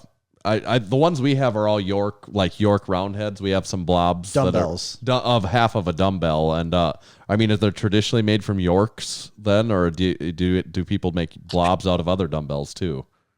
Well, traditionally, definitely Yorks, but obviously nowadays you can do whatever you want. Yeah. And the theory of that is that the very first one was actually a Richard Soren 101. And he basically made it out of that because he was a big into gripping, and so that's kind of how they became a big thing. And then recently Brian Shaw has been using them, Right? And they're becoming more and more of a bigger thing. And what's funny is that at least online they command a much higher price than the dumbbells because people don't want to do their own dirty work. So right. They'd rather pay somebody to be the one to cut them up. Yeah. Oh, I could see that. And I mean, the ones we got were someone had already made them into blobs. I got them for like next to nothing. Actually, I think someone just threw them in with something else I was buying, and I'm like, yes, I will take those. Yeah. So talking about Yorks is something I forgot to follow up on there. Like York today, you can still buy York plates, I think, of some sort, but like that's a far different product today, correct, than what when people have some even like the 70s milled Yorks, that's not what you're buying if you buy a new York plate today, correct? Oh yeah, not at all. They're really a shell of what they used to be. They've changed ownership a bunch of times. They're produced in different places now, and it's kind of sad because obviously their name is historic and legendary, but yeah, it's a very, very different product now than that we used to get. Okay. Have you ever gotten your hands on a set of the Strength Co plates? We're a fan of the Strength Co plates. Have you ever used any Strength Co plates before? I actually have what I believe may be the only chrome powder coned silver weights from them. And believe it or not, and they're actually part of what I call my bling tree, which is where I have my calibrated Ivanko and some of my, and I have my Strength Co plates. And I've said this a few different times that they are exceptionally well made. They're made in the U.S. It's a little bit of a David versus Goliath, so I would probably they are underrated. I kudos to the team over there. I think they're awesome. Yeah, and I think of it a lot of way, if we're under the assumption that York is a shell of what they were and they're not really what they are, they almost kind of don't exist in the sphere that we're talking about now.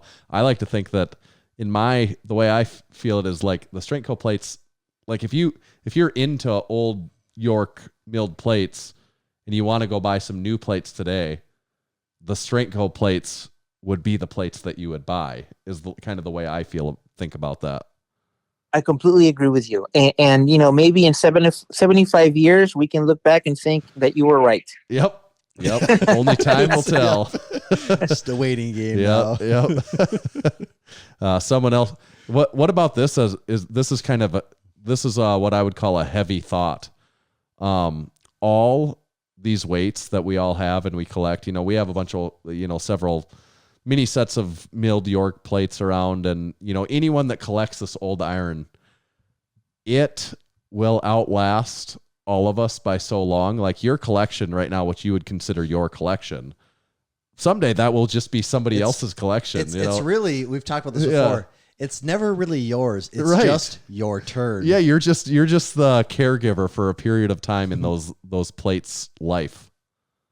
I completely agree with you. And actually, I not only that, but I can tell you right now that this is not even my collection. It's actually my daughter's collection. Right. My oldest daughter, she's really the boss of the gym. She's the one that's very tidy and likes to tell me where everything needs to go. And it's also one of the reasons why my gym is very, very well maintained and tidy, because otherwise I get yelled at. That's good.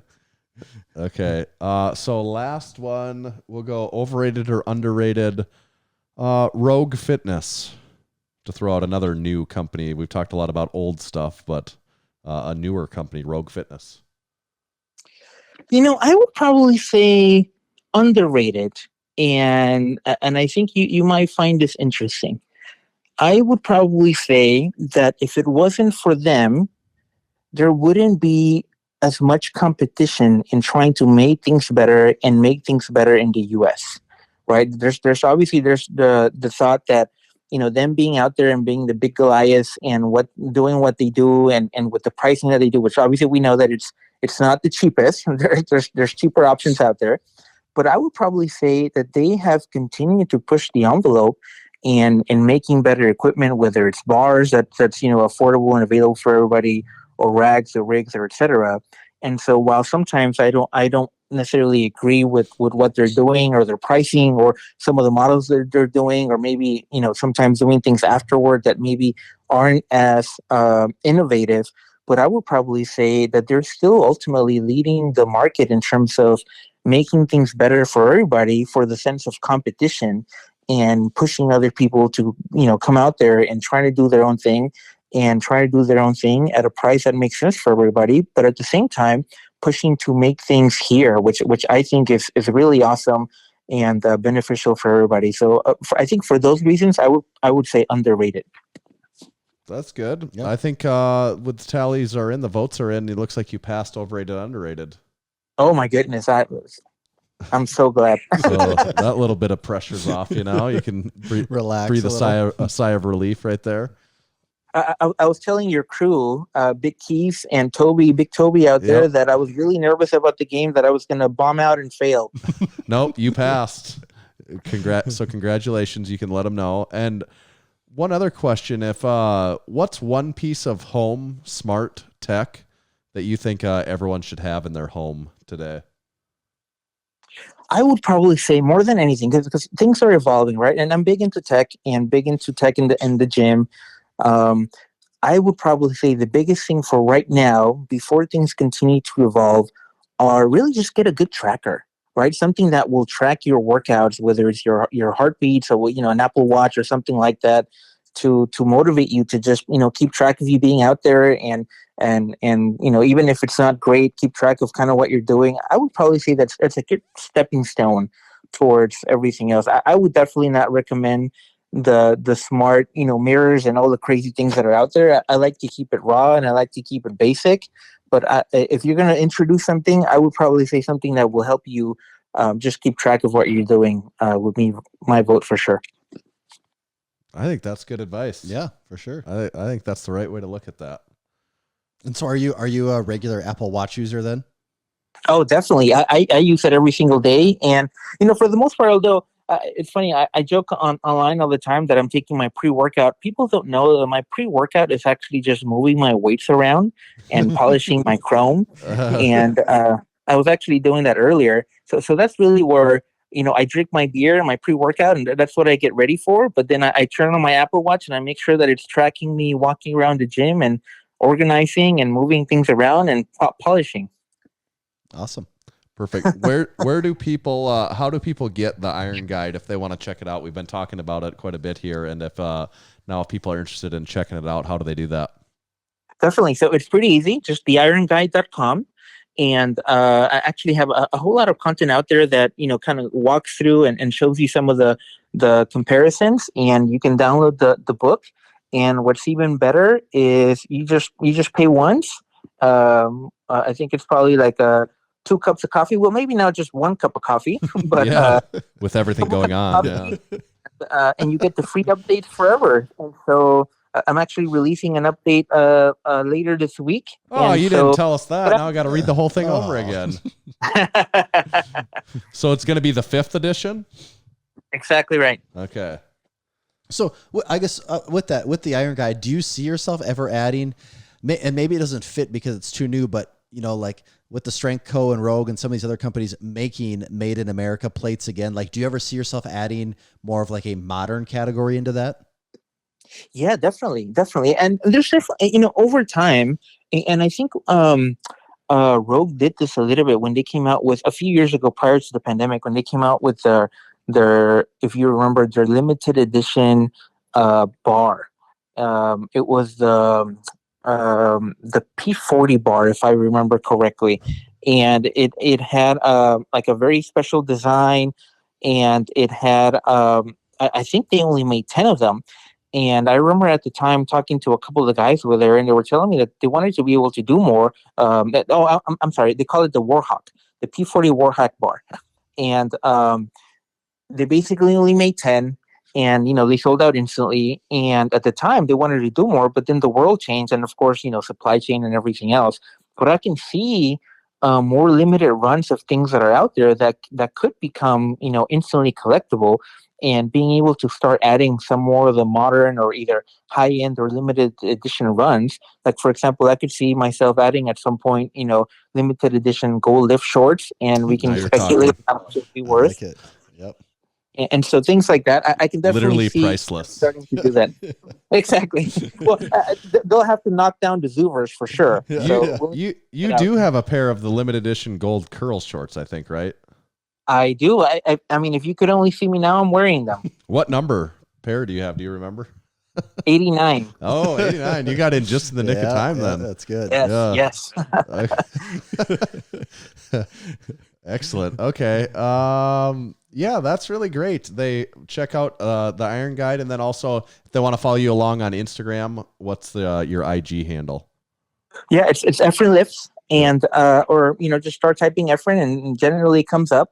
And that's the one nice thing about my social media. I have a relatively memorable name. My name's not Adrian, so I can't say I made it here, but I did. So. All right. Good stuff. Well, I think this was really fun. I think people are really going to enjoy this, so we appreciate you coming on. Thank you very much for having me, guys, and giving me the opportunity. And I will keep listening and talking trash and all your crew and with them. All right. Thanks. Awesome. Big Efren. Thanks, Big Efren. Thank you. All right. See ya. Cool beans! Cool beans. Did he get cool beans or were they gold beans? Would you give him a double shot of gold cool beans? Double cold beans. Turned those beans into gold, didn't you? I did. Solid gold. Just like every one of these Massenomics podcast episodes. Solid gold. Solid gold. Big Efren knows the thing about an old plate or two, doesn't he? He certainly does. Yeah. I'm glad someone's looking into that because I mean, some of that stuff exists. People were using weight plates, but that they keep track of it like that. That's pretty amazing. I know who I'm calling the next time I come. Honestly, the next time a guy in town tries to sell you an old vintage pair the next time that happens, I'm going to take a picture of him and send him to Efren and say, what are these worth? What were the ones the guy was trying to sell you in town again? They were older deep dish Yorks. they were Yorks. Okay. They were considerably older. They might have been like 40s or 50s deep dish Yorks. But looking at this now, do you feel like, and I can't remember what he really wanted for those. Yeah.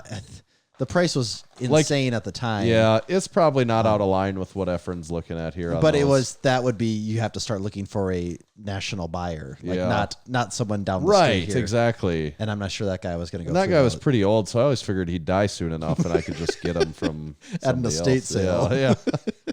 So I keep keep my eye on that house when I drive by to see if there's any like moving vans or anything like that. Like and everything must go sign. I'll outlast you. We'll just see about Playing the long game here. Plates. Your turn's done with those, old man. Those are mine now. I'm the captain now.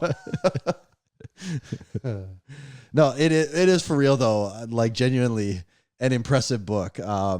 We've been in a position where over the years we've seen a lot of ebooks from a lot of people. True. And I, as a designer by trade, tend to look at things from a visual angle, and most ebooks leave a lot to be desired from a visual standpoint. This one's very well put together. Well, if you listen to this episode and you were interested by this, you'd probably think this book is pretty cool. And I think it's like $8. Yeah, if you have any interest in like vintage weight plates or collecting older equipment like that, I'd say it's so worth the $8. It is a well put together book, and it's like 170 pages. Like there was some serious effort that went into there. So for sure, if that's up your alley, you will love this. A lot of good pictures too, actually. And like that's part, like if this book didn't had no pictures, I'd be like, oh, I guess it's cool to read about it. But actually kind of what makes it is he's got pictures of like all of these plates too, so they're easily identifiable. It's just made me think, you know what I want to see happen?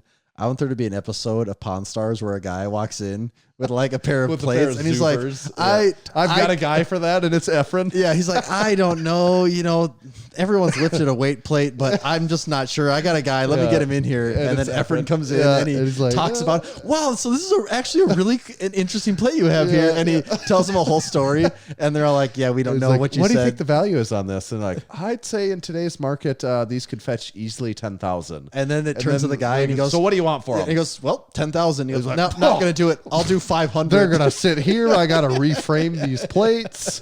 I don't know. They're so heavy. We'd have to move them in here. Like, it's going to be a lot of work to move these around. We'd have to reinforce the shelf they sit on. I'd give you like $50 and kick you in the balls, and you can get the hell out. And he goes, okay, fine, yeah. I guess I'll do it. I was hoping for 10,000, but yeah, I'll take 50. It's like I wanted to take my wife to the show down the street tonight, so I'll take $50. Yeah. It's like, how did you sell it they to get the guy Efren? on camera. Yeah. I was hoping for 10,000. I got 50, but it was a really good experience, so I'm happy with it. But I got to be on TV, so I'm doing it for that reason. I got to let the whole country see me get taken advantage of, so that was totally worth it, I guess, now that I think about it. Yep, I want that episode to happen. Yes. We've got a guy for that. It's Efren. That's good. You know what else is good? What? What else is good? Because I'm pretty sure we covered everything that's good. No, two things left. There's two things that are good still. Juggernaut AI. You're right. There was more goodness out there. It's the training that both of us use. We use it through the Juggernaut AI app that we've both been on for months and months at this point. And Tommy recently completed his testing phase and hit a bunch of big numbers, and now he's going to be back into a what's that called? Bridge block. A bridge phase. Yeah, bridge block. And Big Caden at the gym today was just starting his bridge block. Was he? Yeah, he was getting in first time in his bridge block, and he goes, "Oh, this timer." He's like, "God damn it, I'm tired." Kicking my ass. Yeah, he's doing well. And more importantly, your brother Flying Ryan just finished his testing, and he smoked it with the Juggernaut AI app. He did. He absolutely crushed it with the app. Yep, he basically hit PRs across the board. Yeah, he did. Mm-hmm. And this is someone that's been lifting for seriously for the better part of a decade. Like very consistently too. Yeah. And I mean, the biggest milestone people would say is a 700-pound deadlift. 700-pound deadlift. Like, that is not something many people can ever say they will do. I would even argue though, like the fact that now he's benching easily over 300 is almost more impressive to me. Progress-wise for him, yes. As far as his deadlift has just always been a steady progress, but it's a work to get to 700. Right. But now the fact that he's got his bench moving, and not just moving a little, but showing good signs of progress for the first time almost ever. Yeah. He's probably say that's maybe the bigger win for him. Right. And he's hit squat PRs to go along with it. Mm-hmm. And I do think in no small part to just the phasic, intelligent, progressive training of Juggernaut AI. I think it kind of helped him quite a bit, probably. I mean, also him being consistent forever and like not missing days and like doing everything that he's supposed to. Mm-hmm. Like it doesn't just do it for you. Yes, no doubt. But it's a guy that's been at it a long time. He's ran different programs, different rep and weight schemes and intensity, and he's done a lot of different things. And now this is the thing that's really working for him. Yeah. And he's like flirted with this 700-pound deadlift for a while, where it's like, oh, it seems like he should hit that. He'll hit that anytime. And like, I do think this is part of what got him over the hump, actually. I think it's very safe to say that. Yeah. And like the peaking, I think maybe some of what some of us are missing sometimes is like really knowing how to dial in that peaking. And it's hard to know. Yeah. And we've even said on the surface, in theory, it's all right. You dial back the volume, you increase the intensity. Yeah. But there's still a lot of variables that can happen in there. And after going through the peaking, even knowing that general concept of what I just said, it's still, well, it's like the way it played out is not in my head the way that actually is supposed to work. In that last week, what should I really do? Mm-hmm. And here's a plan for all of that. Almost sort of nothing, but no, there's quite a bit more to it, actually. And the best part of all of this, when you go to sign up, you go to the website. Make sure it's the website, juggernautai.app. That's the website. Use discount code Massenomics. It'll save you 10% for the entire lifetime of your membership. So for about $30 a month, you have like a little portable Chad Wesley Smith right in your pocket at all times. $1 a day. And he's like, let me out of here. And you're like, no, you stay in there all month, every month. Yeah, how did I get in this pocket? How did I get in this bloody pocket? Here I am in everyone's pocket. So do that. Discount code Massenomics. This episode is also brought to you by SwissLink. In 1995, Maurice Bigmo Huffman founded SwissLink. He had a partner based in Switzerland, and their mission was to bring authentic Swiss Army goods to the United States and into the hands of those yearning for quality gear at uncompromised prices. Over the years, that mission expanded to nations across Europe and beyond. Now, for nearly 3 decades, Bigmo has been traveling far and wide in search of the best items from military forces around the world. Bigmo doesn't only find authentic military clothing from SwissLink, he brings in everything you can imagine, from Czech Army bedpans to Italian champagne glasses. At SwissLink.com, you can find classic military surplus uniforms, a great selection of military-issue backpacks, tools, wool blankets, NATO fuel cans, gas masks, emergency food, first aid kits, survival packs, camping gear, and so much more. SwissLink's unrivaled collection and dedication to quality customer service sets them apart from the rest. Treat yourself to the real thing with authentic military surplus and save 15% off your first order from SwissLink.com. That's SWISSLINK. SwissLink.com. Use code MASS, M-A-S-S, to save 15%. Thank you, SwissLink. There's an interesting SwissLink product I saw that they have available on their website. It's this, Chernobyl Geiger counter. They're like, a little radioactive. I'll take a little of that. It was, when there's flooding going around and people need sandbags, you pile up sandbags around things. Yep. It's this sandbag. It only weighs 1 pound. There's like no sand in it, but it looks like an empty one of those sandbags. And when you get it wet, there's something in there that it retains water, all you do is add water and it turns it into a 30-pound sandbag. Really? Yeah. But it only weighs 1 pound. It's like it looks like a flat, empty burlap. Do you know what military this item originated with? Country this? I think it's another company that produces this that they just sell it through SwissLink. Interesting. Yeah. So what's the use case for it though? I think like if you needed to go bag a dike, like if you would just get flooding, like a pallet of instead those of things, like getting like this huge truckload of sand line and then you have to fill all the sandbags. You just have these and you like would just literally just lay them down, add water, and then it's a 30. So it's like way easier. I don't really understand how it works, but I don't know. Look it up on SwissLink. They could provide more information. So if you get in that situation, it might not be bad to have a few of those just around. Order a bunch of those. Keep them on hand. Just weight can increase magically with a little bit of water. Yeah, I don't understand it. It's magic. Like a chia pet or something. I don't get it. Yeah, I think that's what it It's is. not my job to understand things like that. No, this sort of thing ain't my bag, baby. I swear. I swear it ain't my bag. I did have one other note before we get off. This would be a good thing to end on, probably.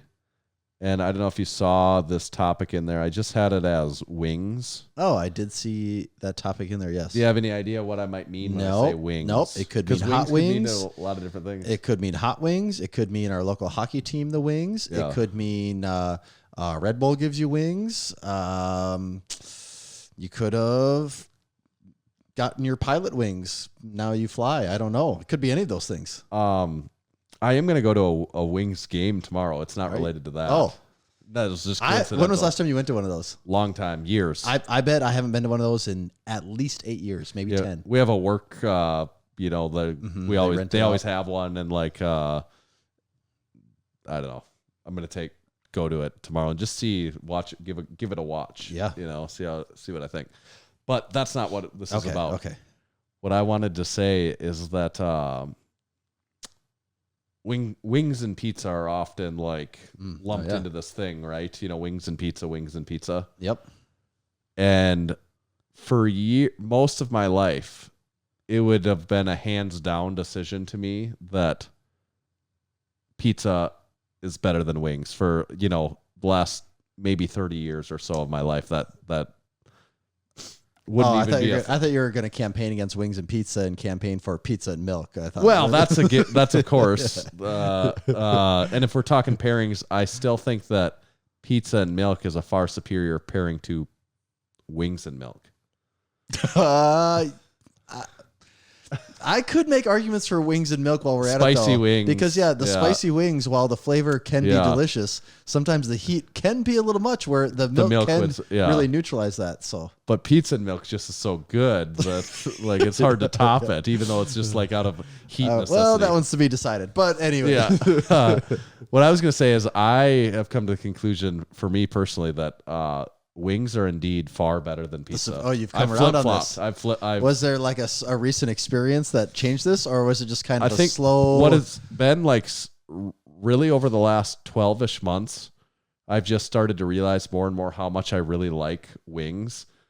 And also coincidentally over that same period of time, how I've started to just like pizza less, just purely coincidentally. Yeah. That I'm like, pizza does it for me less and less all the time. And wings, I could just eat wings so frequently. Like I do not at this point in my life get sick of wings, especially good. And I like bone in, and I don't want chicken nuggets. I want the bone. No. And also what I've really decided that I was less sure about before is that I like flats far better. Not drumsticks, but you either get like the wing. Versus the drum. Yeah. Right. Okay. So, all right. So making several bold statements here. Well, I don't think there's that. Maybe not controversial actually. Pizza's still so good though. I still think pizza's so good. More people would say they like pizza better. I think. Well, right? no, I'm not even saying that. Like, I don't think that's that crazy to say wings are better than pizza because I think wings and pizza are easy. I think it's pretty safe. Those are both my top 10 favorite foods of all time. Like they're so good. I don't think pizza's going down on my list ever. It's still very, very high, and I'm not sure over time that it's lost any places. Like it's still very high in the list. It's just so damn good. Like all-time classic. Some type of breaded something with some sauce and some cheese and some meat. Like sauce, cheese, and meat. Like that works great. Now you add some crispy, good crust. Like it's just hard to mess that up when it's good. Even when it's bad, it's kind of hard to mess it up too. Yeah, right. But wings, I 100% agree, are really, really good. And we, for years, knew like every wing night at every place in town. And at least once a week, if not twice, we'd hit up wing nights. Because it's just, wings are so good. They're always good. Yeah.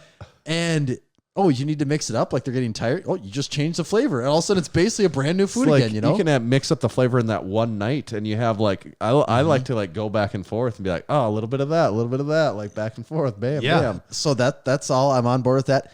I'm not sure I could say that I prefer like the wing more than like a drummy. I don't actually know if I could actually you don't pick have a preference. My wife is 100% the drummy. Like she does.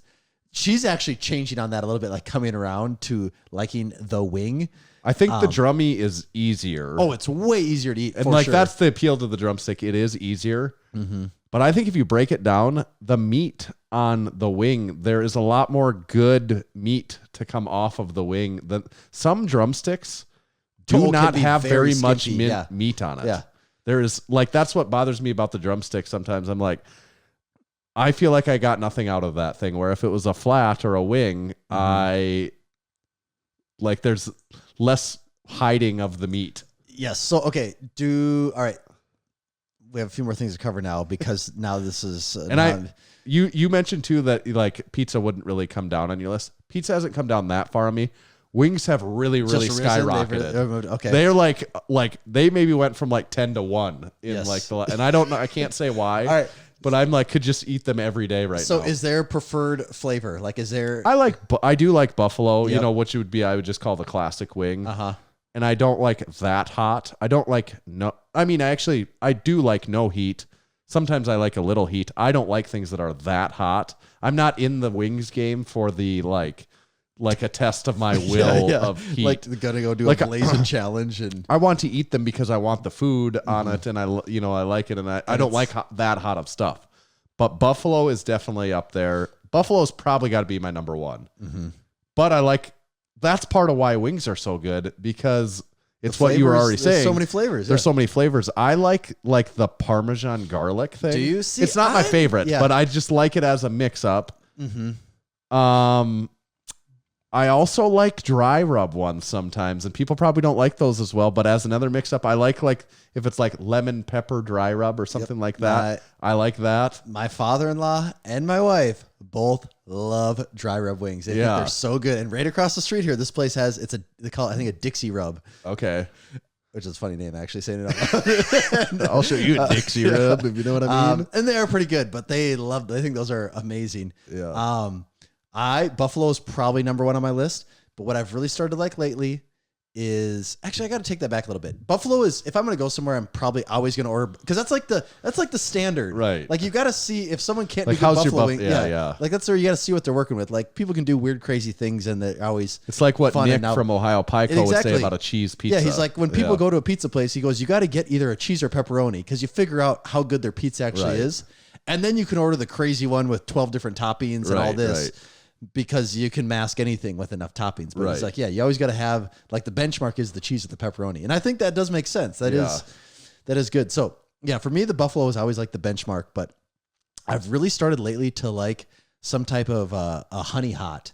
And I think that's good too. Really good. Yeah. Like, and I've had a couple in town. There's one in town that I think is really, really good. I've enjoyed that a lot. Which place? Mavericks has it's like their signature one. Okay. I think they actually call it, they have on their menu, there's a wings, but then there's a different item that's called like Mavericks wings. Okay. And it's like a honey hot. And I think that one's really, really good. But probably my go-to, if we said we're going to get wings in town, is at the Circus. Oh, it's the Circus is the best wings in town. They are the best wings. I had Circus wings this week again, and I was like, oh yeah, these are the best. Yeah, they're very good. Yeah. So they are like most places in town. When you order barbecue, for the most part, you're getting Old West. Yeah. My mother's barbecue. Yes, your mother's barbecue company. That is in the region. Most things on a menu when it says barbecue sauce, it is Old West. Yep. But I do double dip there. Do you ever do double dipped? No. So it's twice the sauce, or so I do double dip, and they say, well, what 2 sauces do you want? And so I do double dipped buffalo barbecue, and they do both of them. They mix them both together. I would like to try that. And they are so good. Like that is actually one of the only ones where on their wing night, when you would do, because I don't even know if it's this way anymore, but their wing night used to be wings were half price. So you do the double order, and that would be the only time I would do a double order of all the same flavor, because I could eat 2 full orders of double dipped, and it wouldn't get old. You'd go barbecue and buffalo and Old West barbecue sauce is a sweet barbecue sauce. It's a brown sugar barbecue sauce. So it's kind of like when you said you like the Mavericks honey hot. It kind of gives you that a little bit, actually. Juxtaposition. Yep. And where I think that's where you'd go Old West barbecue and Circus buffalo. And they have their own buffalo, Right, you know, like, right. it's very much like a Frank's, but is their own Right. buffalo. You get the juxtaposition there. think I would it's like to try that. Yeah, I'd say if you're in a wings that sounds thing, really good. put that one on your list, because that sounds good. we actually ordered takeout, not that, because you can't, it's so hard to go to the circus with kids. I mean, I don't even know if you can bring kids in there. We did one time, but you know, It's early just enough. It's just so hard to do though, you know? Yeah. But it was not that long ago, because it'd been a long time since we used to for real get wings there every single week for forever. And it was not that long ago. My wife said, let's get wings from the circus. It was like a Friday night for takeout. I'm like, yeah, let's do it. I got the double dipped. I got in the car, and the second I could smell those in the car, my mouth just started watering. Like, I'm like, oh, I'm so ready for these things.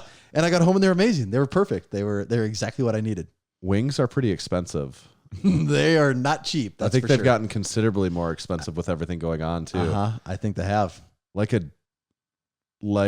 could go somewhere and get what would you consider a double order of wings? Well, 18 wings or I think at the 15, circus, 16? I think it'd be about 16 to 18 wings. Yeah, I think that costs like $20. Yeah. Yep. Does that just? I know it is what it is, but does that feels expensive to you, doesn't it? Yeah, and that's what it used to always kind of be. Yeah. And now I think everything's so right. now you get like anything takeout. Actually, this is refreshing. Okay. Yeah, like McDonald's, you get like a meal at McDonald's. Like, let's say you're in a pinch and you're getting fast food. It's like McDonald's, $11. Like every size drink is $1. So you tell me the fries and the burger is 10? Yeah, here that makes no sense. What was refreshing is I had In-N-Out, just a couple days ago, and I was still shocked that you get In-N-Out, a double and your fries, and it was still only like, I don't know, $8.50 or something. Yeah, that's good. Damn, they are holding the line on their prices there. That's because they could charge so much more, I think, but they don't. My go-to for carry out local that I have to give them mad props for on their pricing. I don't know how they do it. Is Guadalajara's a chain? Like, people know Guadalajara's, right? Well, around here, there's a few of them. Okay. I don't know how far that extends. Okay. But in this part of South Dakota, there's several that exist. Dine-in Mexican restaurant, kind of has all the staples and the classics. And they give you so much food and charge nothing for it. And it is good. Uh-huh. And their carry out, they put it in this 30-inch fairly heavy duty foil serving tray for like one a catering meal, like a catering serving tray for each one meal. And there's that much food in it between the beans and rice and whatever else you get, and their homemade chips that they put with it. And it'll be like $6. And I'll be like, what? How? Are you making money here? What? They are one of the serving tray probably costs like $2.50. The price of the packaging alone here. They are one of my favorites in town, and I could eat there multiple times a week, every week. For me, it's the Super Burrito, Manadero.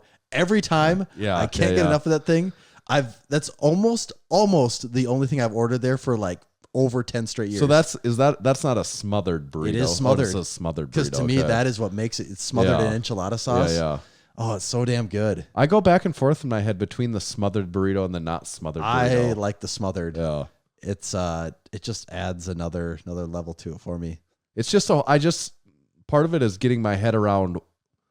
It's just like I've become accustomed to burrito. To me, a burrito means going to Qdoba or and it's just a different burrito. It's not the same. It isn't. To me, that's the beauty of it, because it's slightly this is a fork and knife burrito. Yeah, not a, I mean, it's kind of almost an tinfoil enchilada. Right. Once the sauce is on, you're like, this is just covered. Right. Yeah, it's a giant enchilada. You have to use a fork to eat this thing. But yeah, I 100% agree. It's cheap, it's good, it's awesome. And almost every menu item is the same thing. Well, that's kind of every Mexican restaurant. Right. Almost even Taco John's too does that. But the other thing that's amazing, and this is all Mexican restaurants, is the food is ready. It's faster than most fast food places. It is for real faster than most fast food places. here, you just sat down. We haven't even ordered yet. Here's your food. Basically. And be careful. The plate is very hot. Like it just came out sometimes of the oven. it almost feels like the guy turns around and then just turns back. like he just does careful, like a very hot 180 degree Yeah. turn and comes back and it's there. You're like, how in the hell? Like my family of 5 gets ready to leave. That'll be $19. I'm like, what? Oh my God, this is great. Yeah. I am just stuffed beyond belief, and I just like. I guess if we're all happy, then I'm not going to complain. But one last thing to mention, I saw this meme today. I thought it was very funny. was it Ace Ventura coming out of a rhino? No, but I'm glad you brought that up. I already forgot about that. It was just it was like a Twitter meme or like tweet, I guess, and it said my favorite thing about the podcast I listen to, 40 minutes into the podcast, hosts, well, let's dive right into it. 40 minutes into the podcast. Yeah. Well, let's dive right into it. That's it's very true. Is that the Massenomics podcast? Or I'm not sure we ever say we never really dive into anything, No, do no. we? No, we never but really if- dive in or out If of we it. did dive into something, I mean, you could say that's when we dive into the interviews. Right, so like, right. We do say we have a lot of housekeeping and a lot of things to cover, a lot of rundowns, and that is the first 40 minutes. So I mean, I feel it on a symbolic level. Yeah, I 40 I minutes very into it. much All right, relate to let's that. dive right into this. Yeah. That is good. I like that. Yeah. We fall in a lot of those like funny memes about podcasts I feel like are very relatable. Oh, they and also are. it's like why is every 2 podcast guests these or podcast hosts these guys or whatever? And I don't know if it ever looks like us really, but like I don't know. It's just so funny. All of them I feel like really are related to a lot in those podcast memes. I'm always like, yeah, I get that. I know. I do too. They all feel, even when they're not quite like fit this, it's so relatable. I don't know why, but it just is. Just like that, where it's like, all right, 40 minutes into it, let's dive right into it. I'm like, oh, that hits really close to home. It does. It's good. Well, buy our stuff. We never really talked about that, but Yeah, we're do going to have dive stuff into for that sale. now. Is that Well, I think it's we're 2 hours, 2 hours into it. Let's dive right into this. Go ahead and buy our stuff on our website. We talked about lift shorts with Efren. We've got all of our tees. We've got a few hooded sweatshirts around from our MSS NMX collection. We've got some Never Gonna Stop tees from that last drop. Limited mugs. You're wearing the crew length socks. Mm-hmm. Rave reviews back on the socks. Yeah. Everyone's digging the socks. So I would, I don't know that when those go away, I don't know that that's an immediate reorder situation. Those could be gone forever. I would for sure buy those. I would maybe even buy a couple pairs of those. If you're a Massenomics fan and you wear crew length socks, I would buy those. They're really nice. They are really nice. They look really cool. The quality is awesome. We do have mugs for sale. I can't say as much about the mugs as I can the socks, but there are mugs for sale. They are for sale. Yeah. I think that's good. Tommy, where do they find you at? You know what I think is a saying people say on podcasts a lot? What's... Well, there's a lot to unpack there. Like that, yeah. that is like, I think the most used phrase on I don't think podcasts. we say that, though, very often. I don't think we do, because we don't really ever have much to unpack. No, we don't really unpack. It's very surface I don't level. I don't know if we could also like but I say could that and I not could- fe- no, not I couldn't think say it it. up. I couldn't say it and keep a straight face. I don't No, think right. either. Like, I don't think we could just naturally say that and And not if I feel did funny it about and it. you didn't laugh at me, I'd almost be like, why didn't you just laugh at me when I said that? Like, he knows I'm joking, right? Well, yeah, there's a lot to unpack there, Tanner. Yeah. And just like totally serious. Yeah. That gets said a lot on. If you listen to podcasts where they're interviewing someone and that person has some level of expertise and they actually have to explain something, Yeah. that gets brought up. And I just kind of explained what we do with a lot of our guests, but I'm not counting our guests. I'm saying other everyone podcasts. else. Yeah. That gets brought up so much. Just something I was just. I think part of what's relatable about all those podcast memes too is like everyone is just apparently every podcast is just like 2 guys kind of sitting around talking about nothing. And we make that joke about ours all the time. I know, and but it is like outside of ones that are super produced. Yeah. That's kind of what they all are, you know? Have you ever seen, this is just reminding me, I think we've talked about this. Have you ever watched Portlandia at all? I know that it's like those 2 from SNL. That's so I how think much it's just one. I don't think she was on SNL. I don't think. Oh. Are you sure? Fred Armisen was. Carrie, I can't think of her name. I don't think she was ever on SNL, actually. But there is an episode where they are doing like a live podcast thing, or they're doing like a podcast. It must have came out around the same time as Serial. Okay. So this is actually fairly old now. Like Sarah Koenig or whatever. Yes. And he's like trying to record stuff, but he actually has the band following him that like plays kind of the weird, the jingle, goofy like podcast music all the time. Yeah. And it's just a very, very funny skit. You should look that one up sometime. Okay. You would, being that you've seen most of those podcasts and you listen to podcasts, I think you'd find a lot very and funny in there. Okay. Well, thanks everyone for listening. You can find me at Tomahawk_D. Let's dive right into this ending. You can follow me at Tanner_Baird, but nobody cares about that. Just make sure to follow Massenomics at Massenomics. See ya.